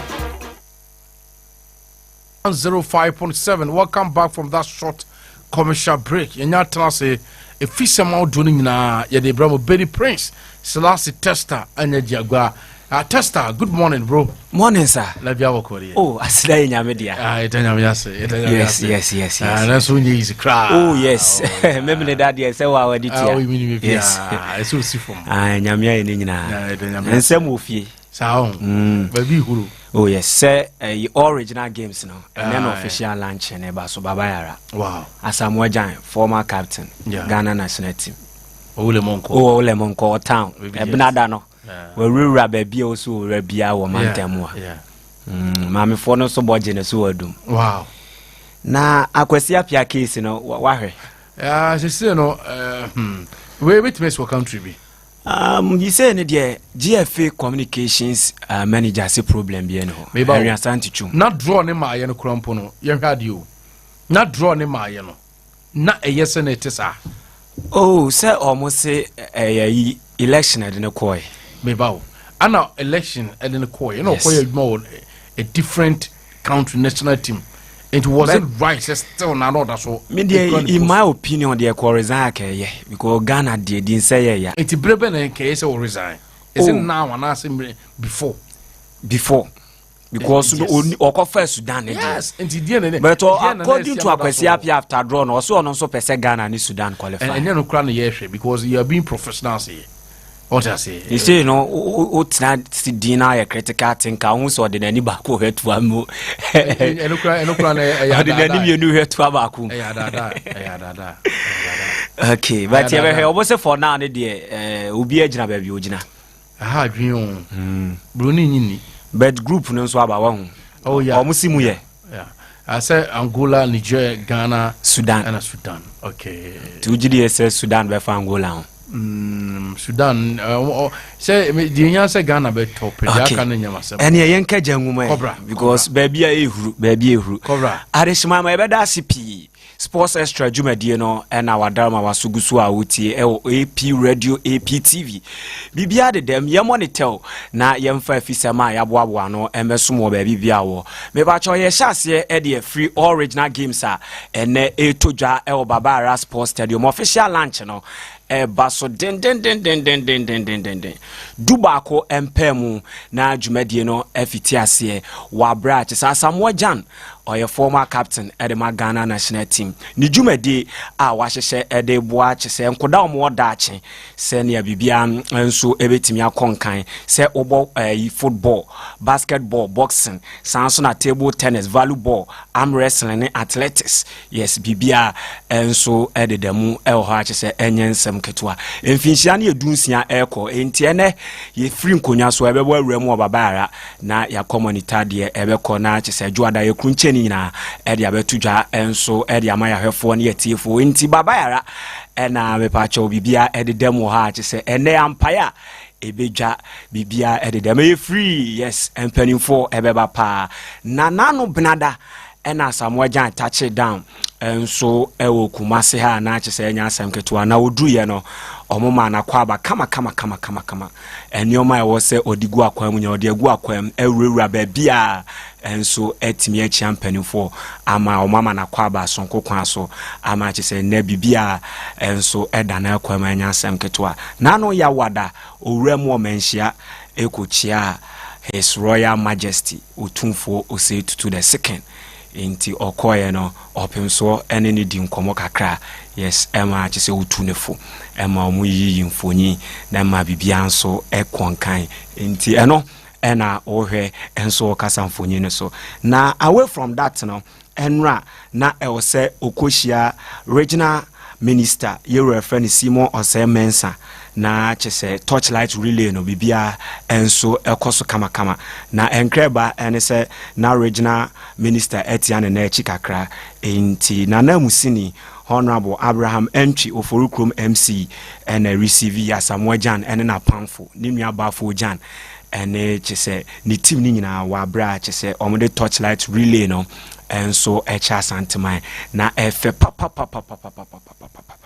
enti ehun sem eno no enti wo baabi bia ewo chise krom wa santima ntem kumase asem ena meken na adaje wo afa obetimi awuram ewo Babara Sports Stadium na wakohe original games ene official lunch na etodwa enso ewo hono enti bebacho yebetoa so na chise yewuram enso Ghana Premier League transfers Ghana Premier League transfers Presido na ehohu clubs ni bi age na ye wo sikasemu ebi won so yade asikasem ne nhyada nkoye enti free na ena omudi ho nkomo a chese ha adwen pa kotoko yabeka om ho nsem na watwi ede a che omani abre papa se krodoma enya asem ketwa ne nyina ne se omagya players dodo kwan ama omu pebi enso ede abehye nsem ne to form ade nkansuo na yede down ene abrantia ye friend Emmanuel Boahen dodo na friend Philip Lam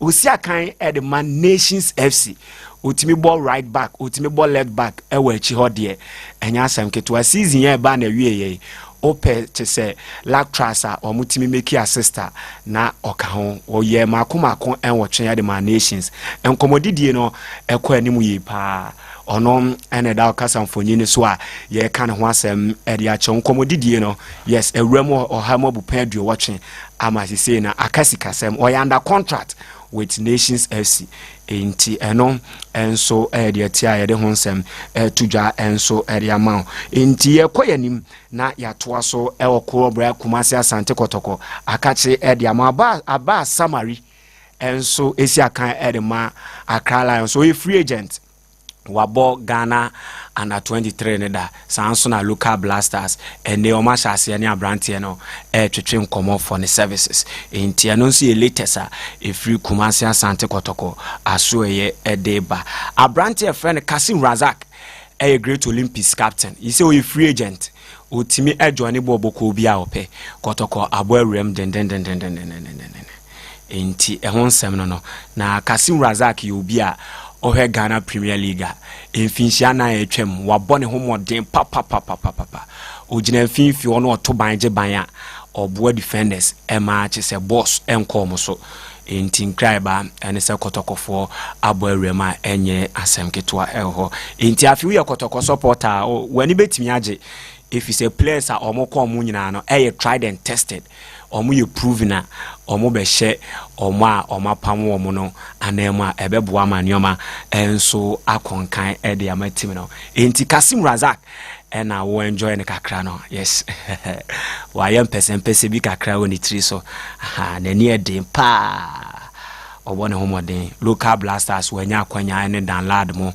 dan ye free ban mo yes and openye friend and all time enti ono ene kura ball no ho oda dan ho no enti ehonsem eno no yedu bewuram ewo House of Folk ekam na ensema efri ho ba no ebi asem de ebi nso enwuno pa ni nyina ene se abrante friend Kofi Agbesima sahene edema boboko no season a yewie ya ena chese wodi afi ba akwa kogu ofri be Chem United eba o sign finhia miensa ena edema House of Folk na wodi akoto mpanifo anim se omunya ne kwan na omfri boboko nim amane ne se oso wontime ntoa so ensi akan bi mpanifo abona ama abrante ne se chese reasons na enkasa woni ho best known to him na enkraiba ene se mpanifo se ode waka onfa nkoto nkrata so famra na de yete edi free House of Folk mpanifo ne se club bia enso en show interest a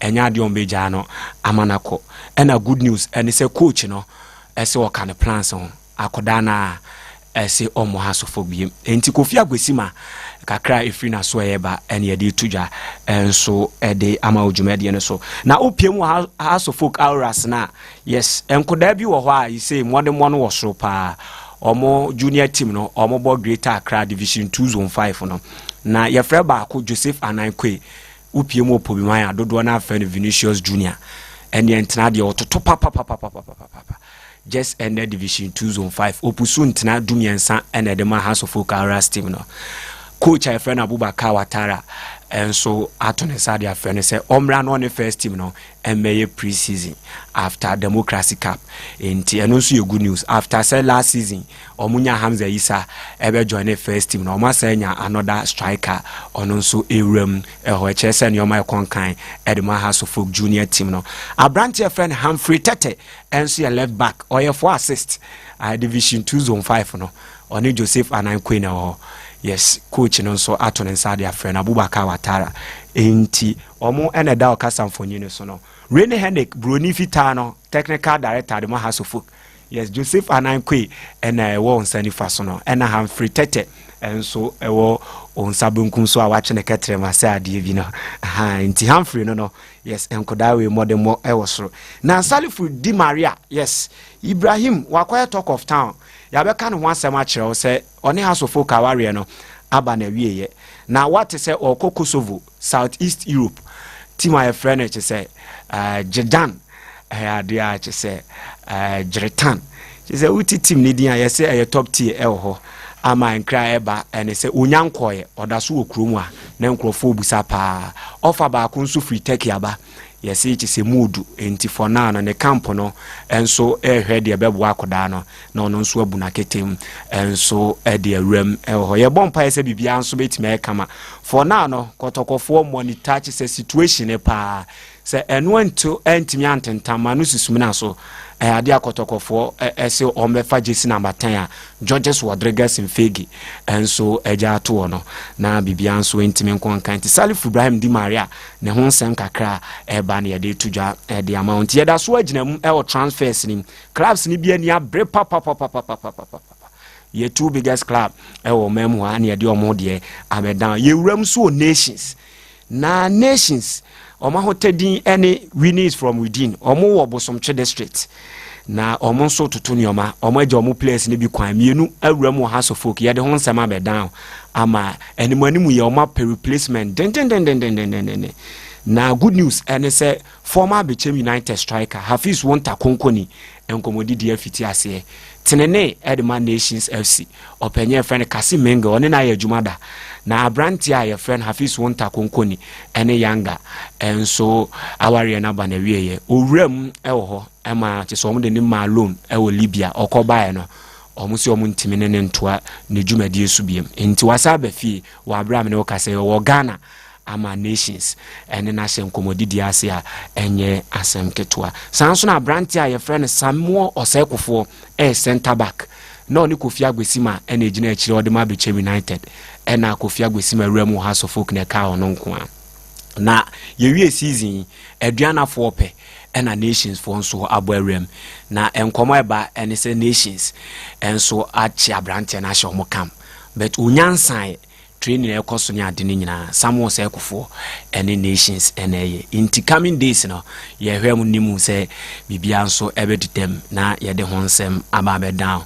nations ene abre papa ope club akọ matwe omuti a omoye nyoma ewusumase as far as transfer ne concern nations omoto ni nyina na omudibi Bechem already omafa Andrew Scobner from Sky FC Michael Broka enso efi Sky FC omunyina enso abehihim eho midu ramu obofo akwata no enso yi peble omukọ relegation na omu players mienu I hot kick chese clubs e wo GPO ni munyina enso enisa omo na bofofo mpanimfo se yankama obi ante se Emmanuel Ankra a ono ye center back otimi bofo otimi bo 5 omo se kanisi 2 billion ene eye 200,000 Ghana cedis kotoko pe eduana pe Nations FC pe Karela bibia ni Gold Stars ene Samates teams we nyina edi chese center back na chia enye asem ketwa enso ho abrante friend Dauda Saka eye omosahene na season ye ba na wie ya opusu goals makoma nwotwe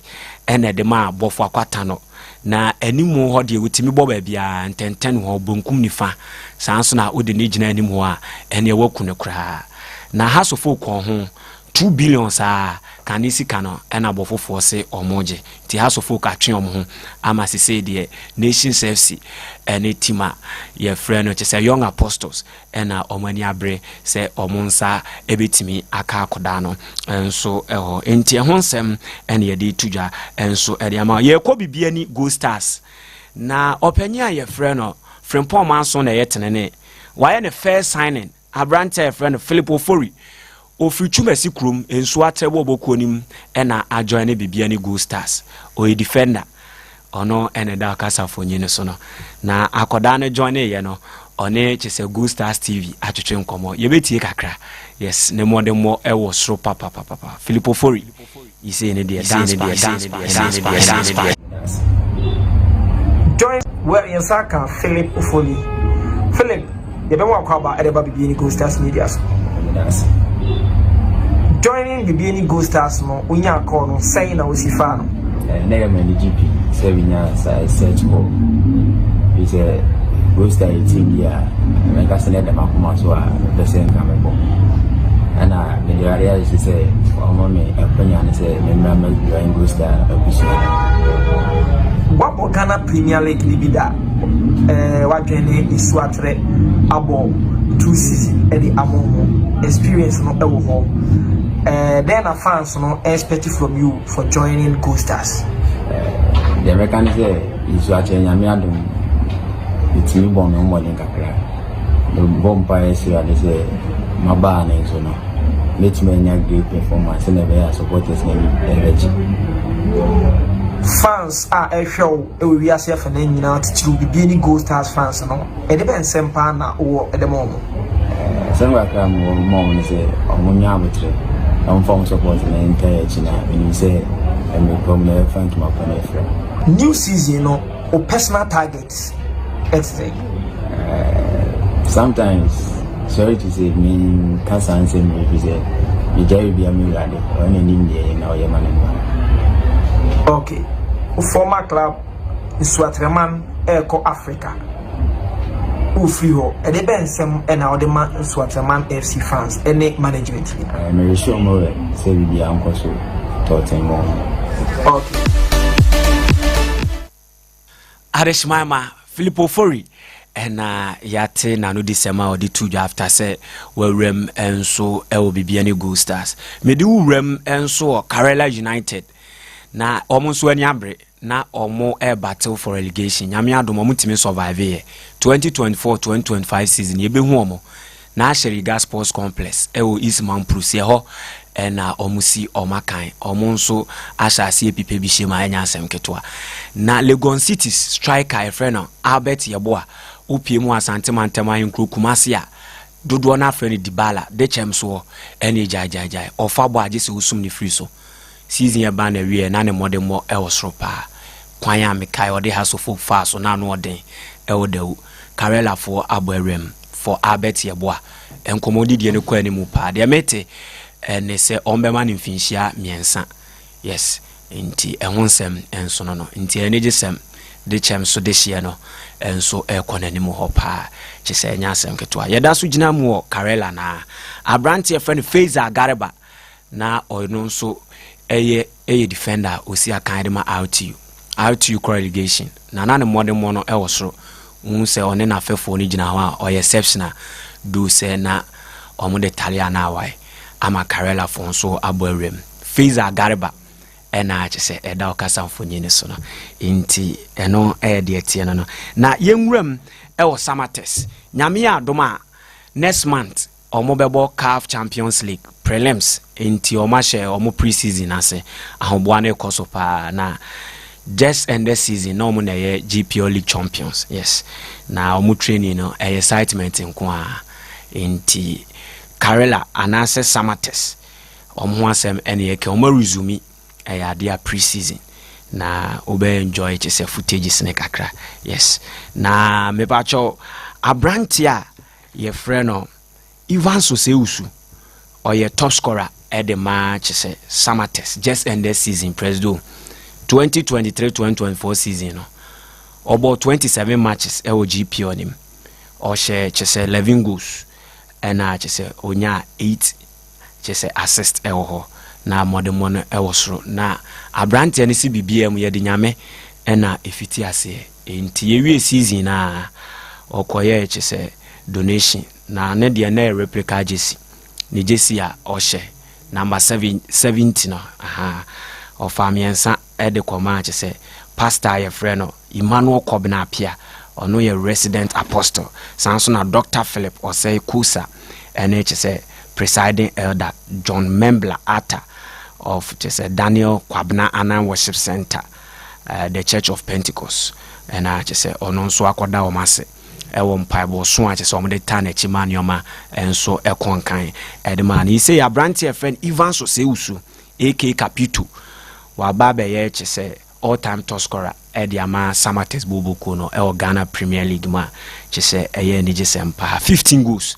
Emma Renfi said 2022-2023 season no second run and or joining omo. Yes. And we see a kind of ma tema youth that o free on obebo out you ka crebi wan shede hu ni omaso. And I just say nyame abebi ekwan amano Samatesa. He said the bibia afama no kama. And so elho inti anonse ye kakra e free Samates asoye edeba. Yebe wuram e wo division 1.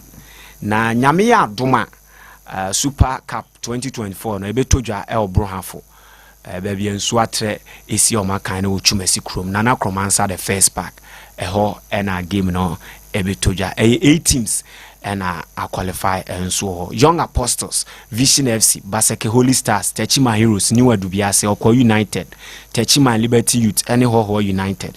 Enti yebehwe de obetimi age wo na bibia enso atimi aye kama na de ede sore sokra no ko Jeyi Sapon president Jeyi Sapon den sam kakra tuja na asem ni etiawa onse oh yes odo de oba e dangerous na migidi ye se amache mo beba be handle o se che de wi akotokosi pam no otena ho dia na age nsem na se ye season ase na se relegation is a trete kwotokwa ono anya no wawa na onim sa asem o ken ko for the beba be gune so pa na one ne ya adwen say for now no kwotokwa pam 22 ya da woni de o man fa ne di ankan list no obeka ho dia 23 na edi enko a o se o momode mu anko ye se coach na eto 18 and o coach no ono ni 18 o to last season wa pam mu 12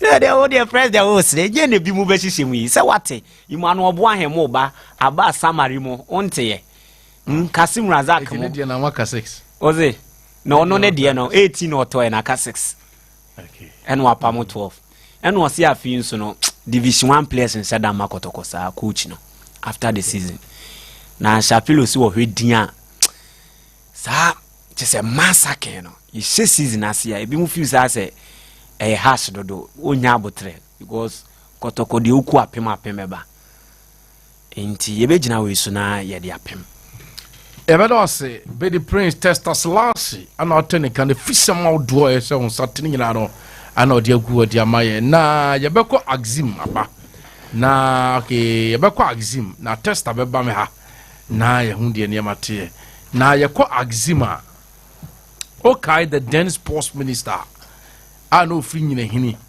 the master be kai no the then sports minister no free nyina hini of course siama no bo siama yes so be kai no a kind of so mo ye say omo ye every region bia no mo si complex bi ama every region ama Ashanti region ko nyina hini anti Azimo Western region right Western region for the another TV no so they no oh when and when you didn't come on yes so okay sana you didn't come on first ade we anti yes Western region for the no we no ye nya hwe hoda ye mbobo Ashanti region dia nyina hini so a wo mbu nkusi ho anti complex no basically no now for matches right yes to promote your sports no but you know when so sabe when free so amasabe NDC ni amawo MPP for na there was the same political party na there was so if say the same political party there was na say ye infrastructures na de bia ye ko ho na ye ntimi enhwe ma ye develop ye football no. How come say honorable minister betimi develop and also betimi see this kind of infrastructure? Now at the end of it all, Yashama infrastructure no it drew this deplorable state. Too bad. Too bad. I mean we are more and tembiano ye kasafa kwaya yemfa so maintaining your project na ye wo kromo ha no. Stadium see we kromo nyina say. Because I quite remember say Esiama editor ne ho say within every region basic sports complex.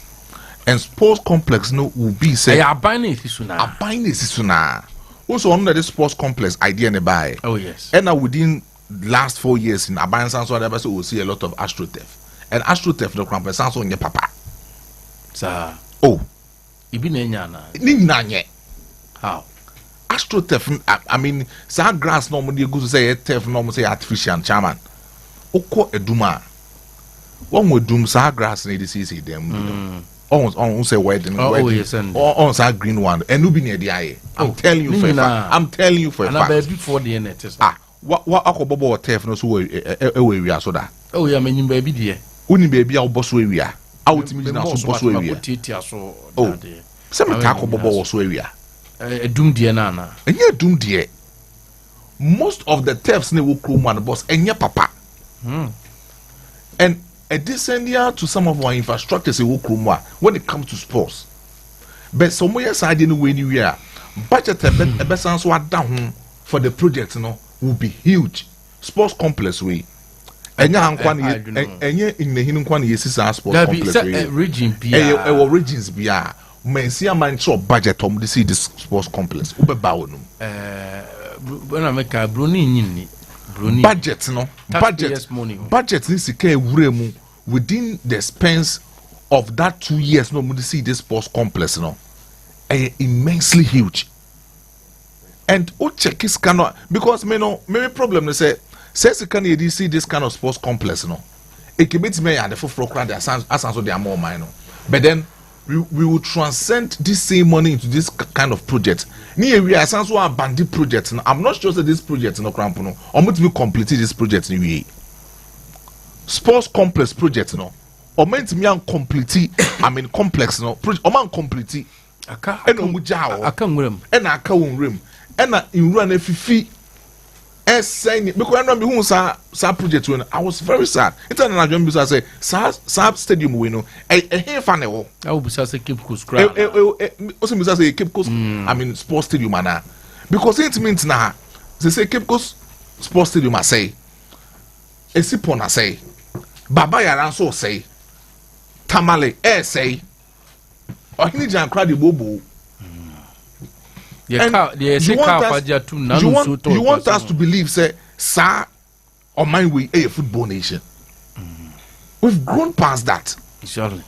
And the moment now you best say a football pitch is how do you want our talent? How do you want our talent to develop? Say almost every sports show about Lucas and IBBO. Very good. But one thing they should also understand, they say it means say and yet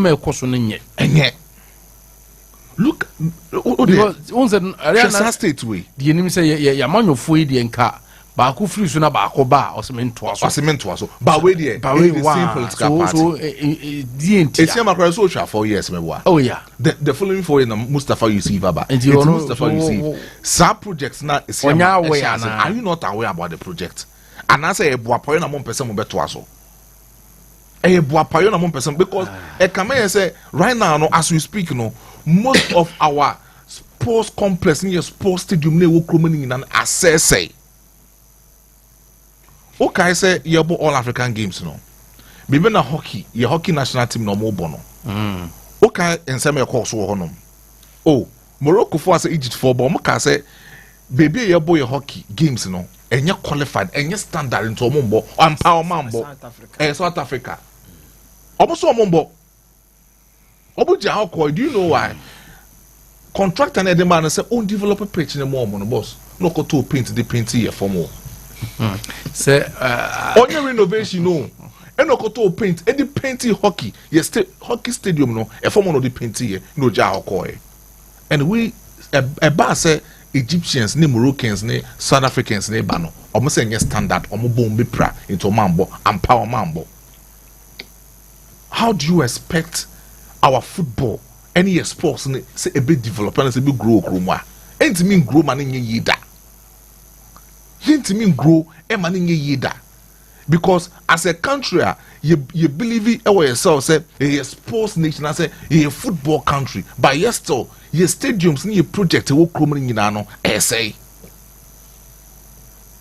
what the Mayambo ball or Hinjan Sports Stadium na insu kesi ento ye was a poor match because why park in so no insu ba beta so ye nya proper drainage system standard very good it's a calf standard no cramp or cramp no boss nyema bibiro ho no ma enye ene ko Bavaria Sports Stadium koshe obo washrooms poor pitch poor Ghana ne I mean was it Central African Republic right yeah your boss a game no a day before the match afei na NSA phone penny for afa paint o a painted pitch no so omucha lines no omucha no so omucha lines no ochamo na se meto na omucha lines em so omucha lines na no mo yele pitch na baby a green na baby a yellow na baby omu paint baby a yellow mo he omu paint grass and yeah grass was okay baby jet program yeah program no oh nice me say anye kromo hanoma chamo anye kromo minim da say grass ye possible it me paint so it me castle paint kromo na me inside no green no a day before the Black Stars match no you born last 3 weeks Monday you know the research amrom kaka the research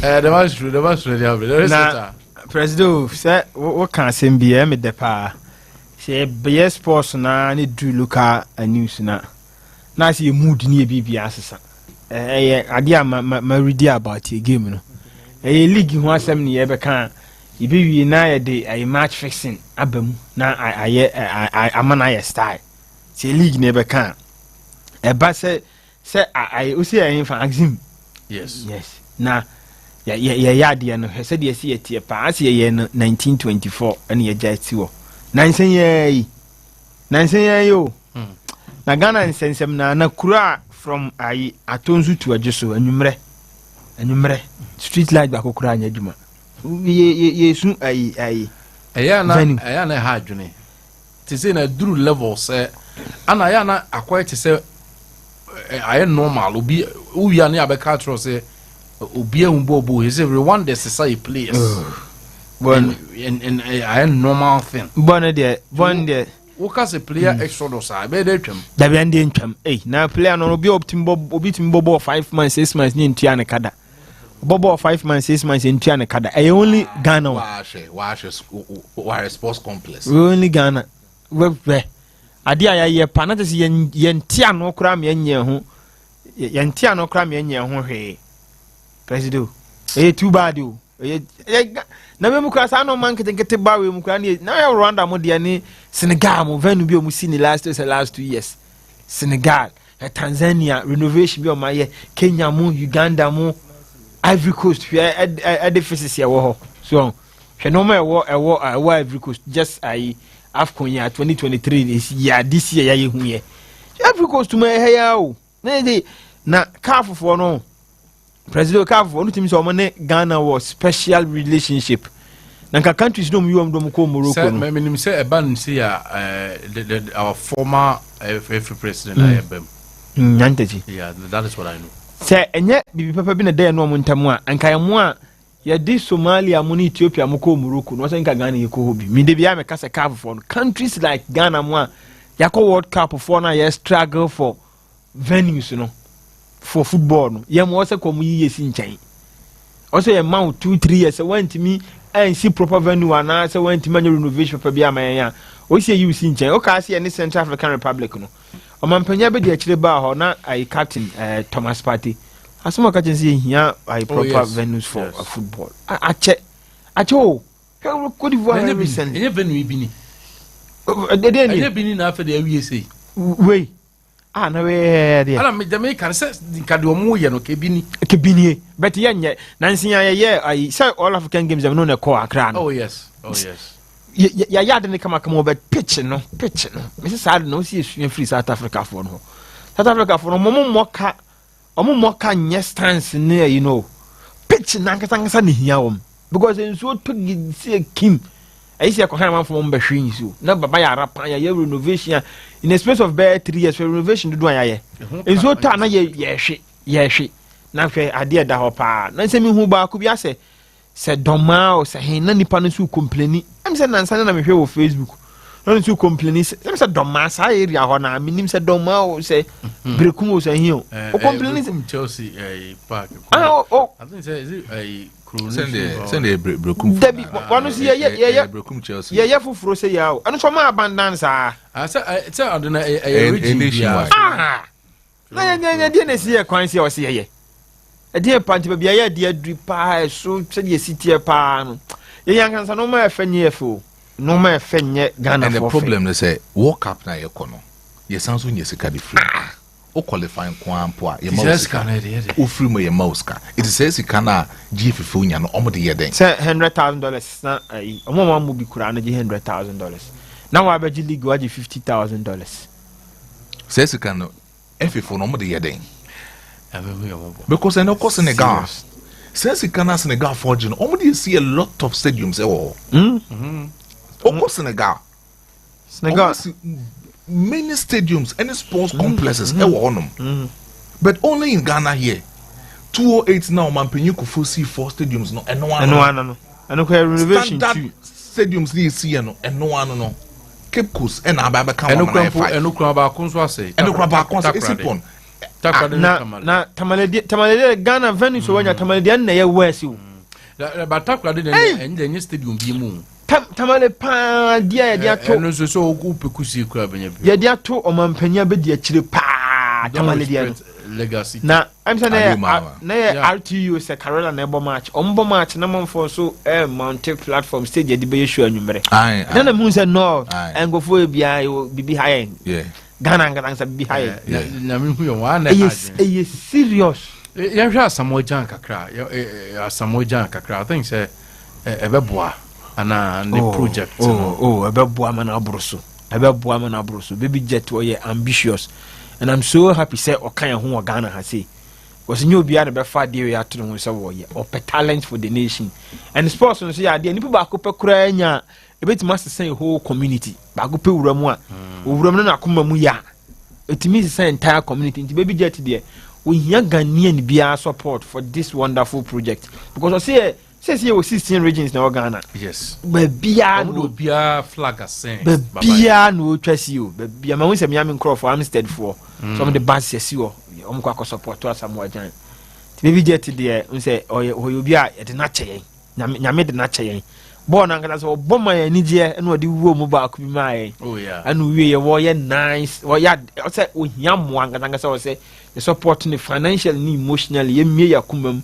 Any adwum ni me ni fan support no because that na obenya bia free mu obenya footballers ever since so free Black Stars ni position Adam Pan inya replacement and ono angansa dia sin ne wagia to wa dia sin ani so obeboa ma op talent in sports so we be op boxing pan tennis yes and you can imagine say we call Olympics games nanka obi represent Ghana tennis nanka be be say mo project now starting in 2024 no and I yield the results we in the next 10 years 2034 nyame adam ne yatinkwam a obonsi be hu se nipa ba ko mienu bi na omofefe bank kanka yebusa na si baby jet na start sa project na edi we mu nyina pie nti yana na se pa we be hia se nipa be support ne sikase mu ni bibia menim se ehye ne nsande eden a ono ni manfo a obefa right people around him do mbe na manfo so do mo ho agimu wo hwe ayifo a okay baba ya run omo ye movies ni omo ye skits no omo nyina ya ready so mbe support no until region bia a flag no down hey region bia flag baby jet do a national hero bia flag we national asset we ni package enyo bia na benya sa adwunu wonim say there are some players on tu kwan ya on any players kura Ghanaians on tu kon baby jet din ana okọ take here oko teki players na yembali wo no oko teki na aka so e Ghana ni o maka say apia nsemi apia Fenerbahce you see oko Germany so Frankfurt Tony Yeboah so say omo ko yo omo hu yi wo countries na other countries na ya da bia meka say ye te Ghana ha na ye niema yi Ghana a peaceful country Ghana say ya omo benefit wo ye enko for wa control mu wo ne say omo benefit say Ghana hu ni asem sa exactly ento omo so ye omo niema ya that wo so kwa so abo anti jet the baby jet there so saba so body abaso body dey offer to say why ready sir or person rescue Ghanaian sanga from say skade kakra won ho skade bi won ho ade ha me as Samoja ho aye Afcon awanye Afcon eno pe we say basa calf ho no they don't regard you that much eno pe but omunso ni madwuma awaye o oh for sure so you na say World Cup the record Ronaldo na equal last Afcon ni say no mo say ai omu yi ambassadorial role omu de ba new one calf no omu yi omu de ne kan ho nso ono ne Haji Diouf ne Egypt for am say Ahmed Hassan so omu ye for na Samoja na county on the odin wa calf pa ya was probably kakra Prezo, I think Samoja is a great project and we should all support Samoja. We say Asamoah, when he started this project, most of the people now are more talking against. He said, or the sounds will be Pesca Elo to Ghana for, and then most of the people come from Sansoka say politically inclined with the NPP, political party. But then what coming out say he is man for the all nations, and then when he wants to start this kind of project, say NDC, he will come out and support the project. When it is NPP times as well, he will come out and support. He's a football person. So he's a football person, baby or honor. So most of us shouldn't link this project to any political party because he's not for any political party. But then he's doing it to develop the mainstream Ghanaian football na yearborn. Also, like I said, coast team ne Hanego. And then choir even most of the talent of your communities. A bit my first we drew in Pempens will be no Bibrina Kwakwe Sikasem and a bribe.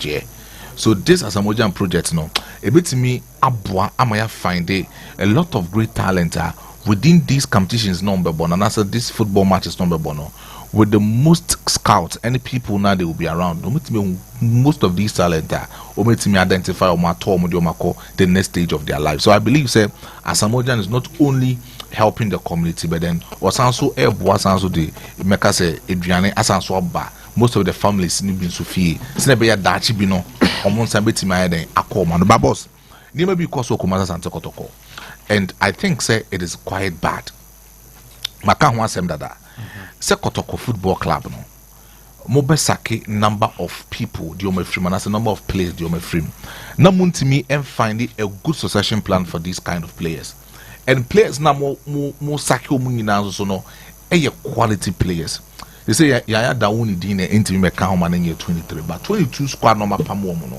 How are they going to replace this quality players of their nature? Full set no Pamomo de Makono. So meaning say you need to recruit another set of like 20 players or so as on the show man for the start of the season. Almost share this last season preaching Omoko in Sutamampono. I saw some of these players no more in Sutami who said no clearly Fama Kotoko in the beginning of the season. Nana Benyi was one. Playing no freaking phase Abaye, no. He was also part. See, lot of recruitments that Papa said Prospernato Ogum Eyedema Kotoko, it was purely bad. And on Adisendia Makotoko right now no or more face a lot of difficulties within the football club. Say oh Pamu 22 football players Ediome free club no. What a quality players they ban. Quality players now they ban. One who say some players no more babeshe club no. Or we standard players who meet my football club no. It's a wo Kotoko. When we mention Kotoko, we will talk about House of Folk. Because House of Folk sukra quality players. We saw a lot of things in there also with House of Folk.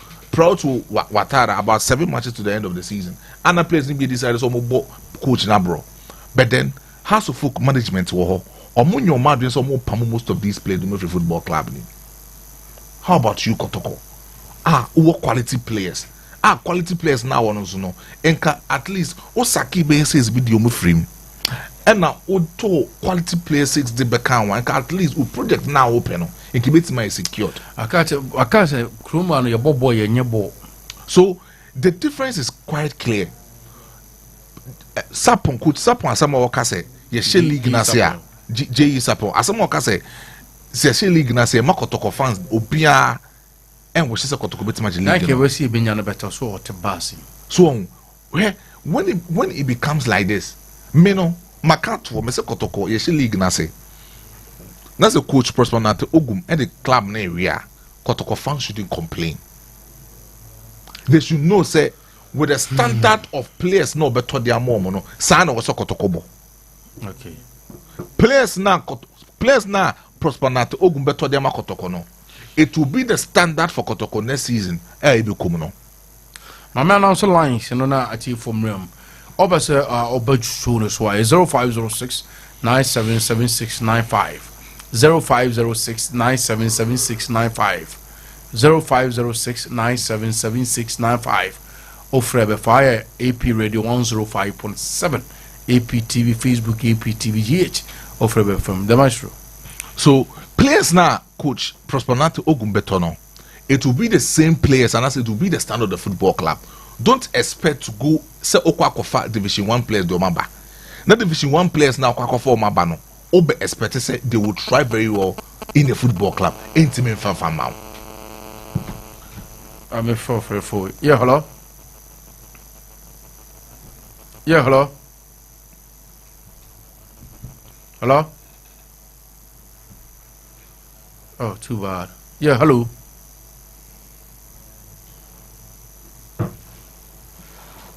Yeah, hello. Okay. So to me now, so too bad. Cutting on some free. 0506 977695 0506 977695. Yeah, hello. Yeah, hello. Hello. Yeah, good morning. What do you need about free? Let me get with you. Pacific Kumasi. About to eat you. Jam with us African Cup qualifies. That bet on that was. World Cup qualifies, mum. World Cup qualifies near boy and African the Nyan started. World Cup no October na best abo games out do. As you dash. Anti AFCON the next year na qualifies and best started. AFCON this year, World Cup next year. World Cup qualifies the next year. October, right? Next year March. Okay. This year. Oh, okay, wow. And he qualifies and the Nyame aduma March and I say and the World Cup na it was okay. And he when the AFCON why? And he back on your boy in the World Cup. Why? AFCON almost starting September. Yes, September call room October na is almost started. All right, and that's a point also. 0506 977695 0506 977695 with me Afrina Waba. So AP Radio 105.7 105.7. Yes, Afrina Baswa before. Yeah, Amakye. Presido. Me say professional football club bit me offload 22 good players. Say one transfer window. Me who be do? I didn't mean your record there. Wait my head. I see you visit here Guinness World Record for na ye send you who same city here because 22 players were my phone caller. Hello. Yeah, hello.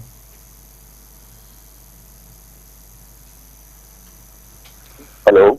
Yeah, yes, boss Pato, good morning. Good morning. Pato Dini Bebe Akasefri.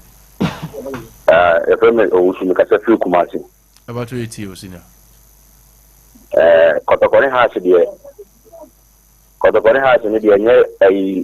the football bi no muyo omo charity association. Charity association. The football no moye.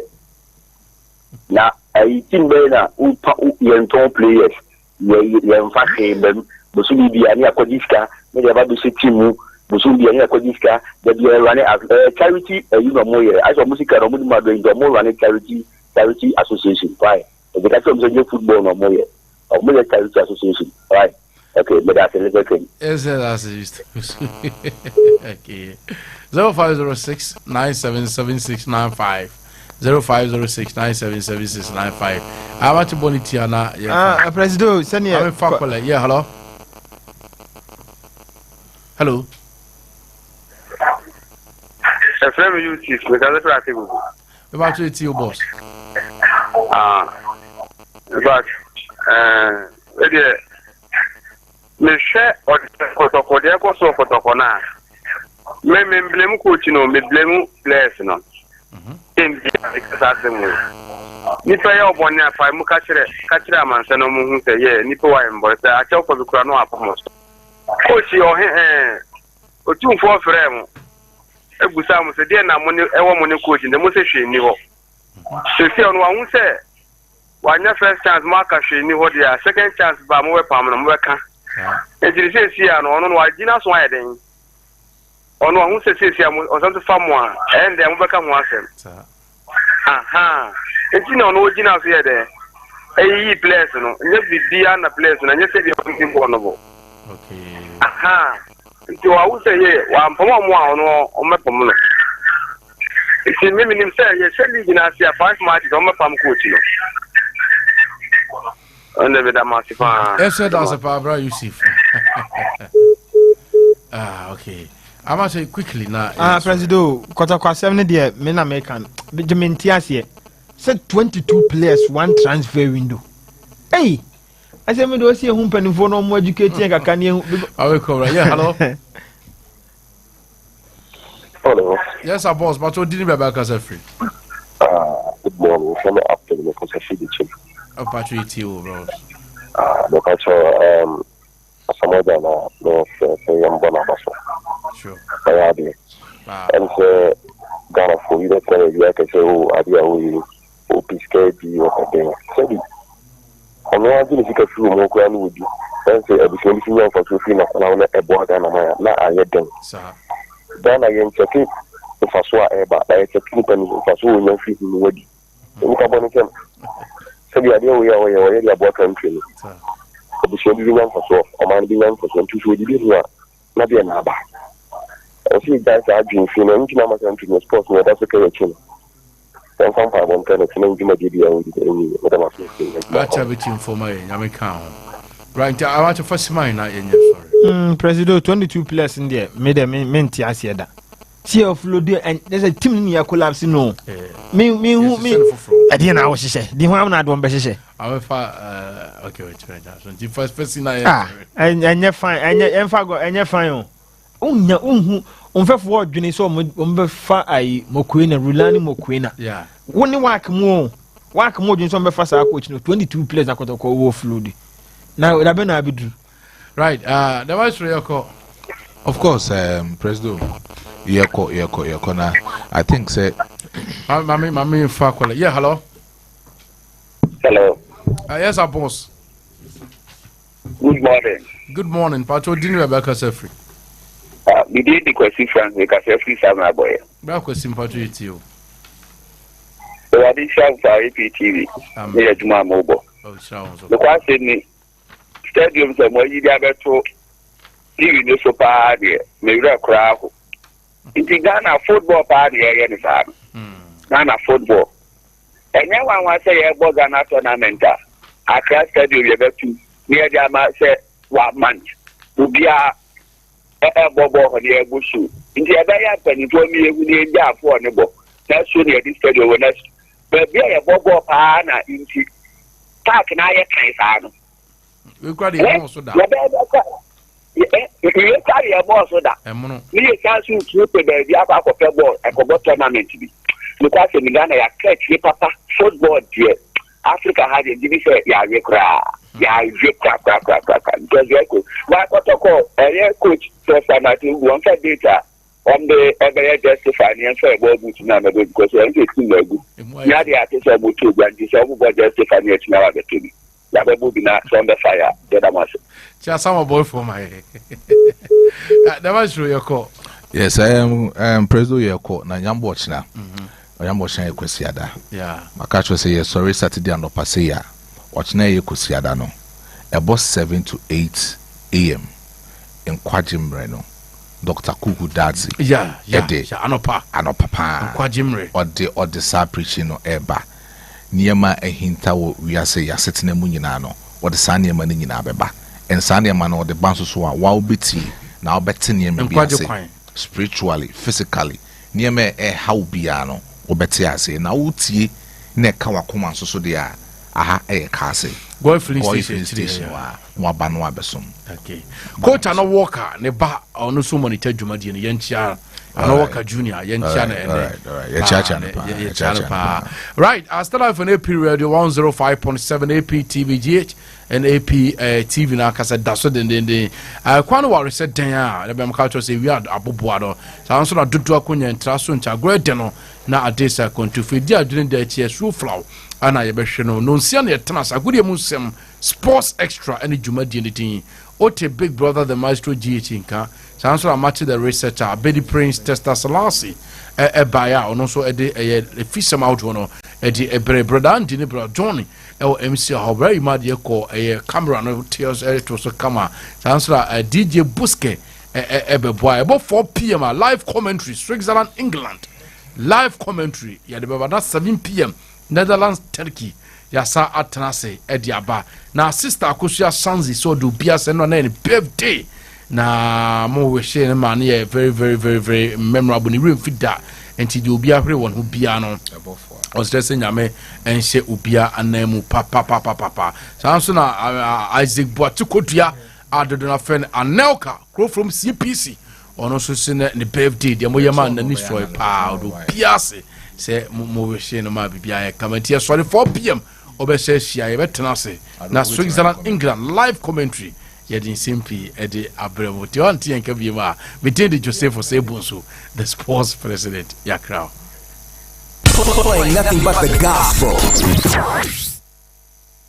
Hallelujah, it's morning.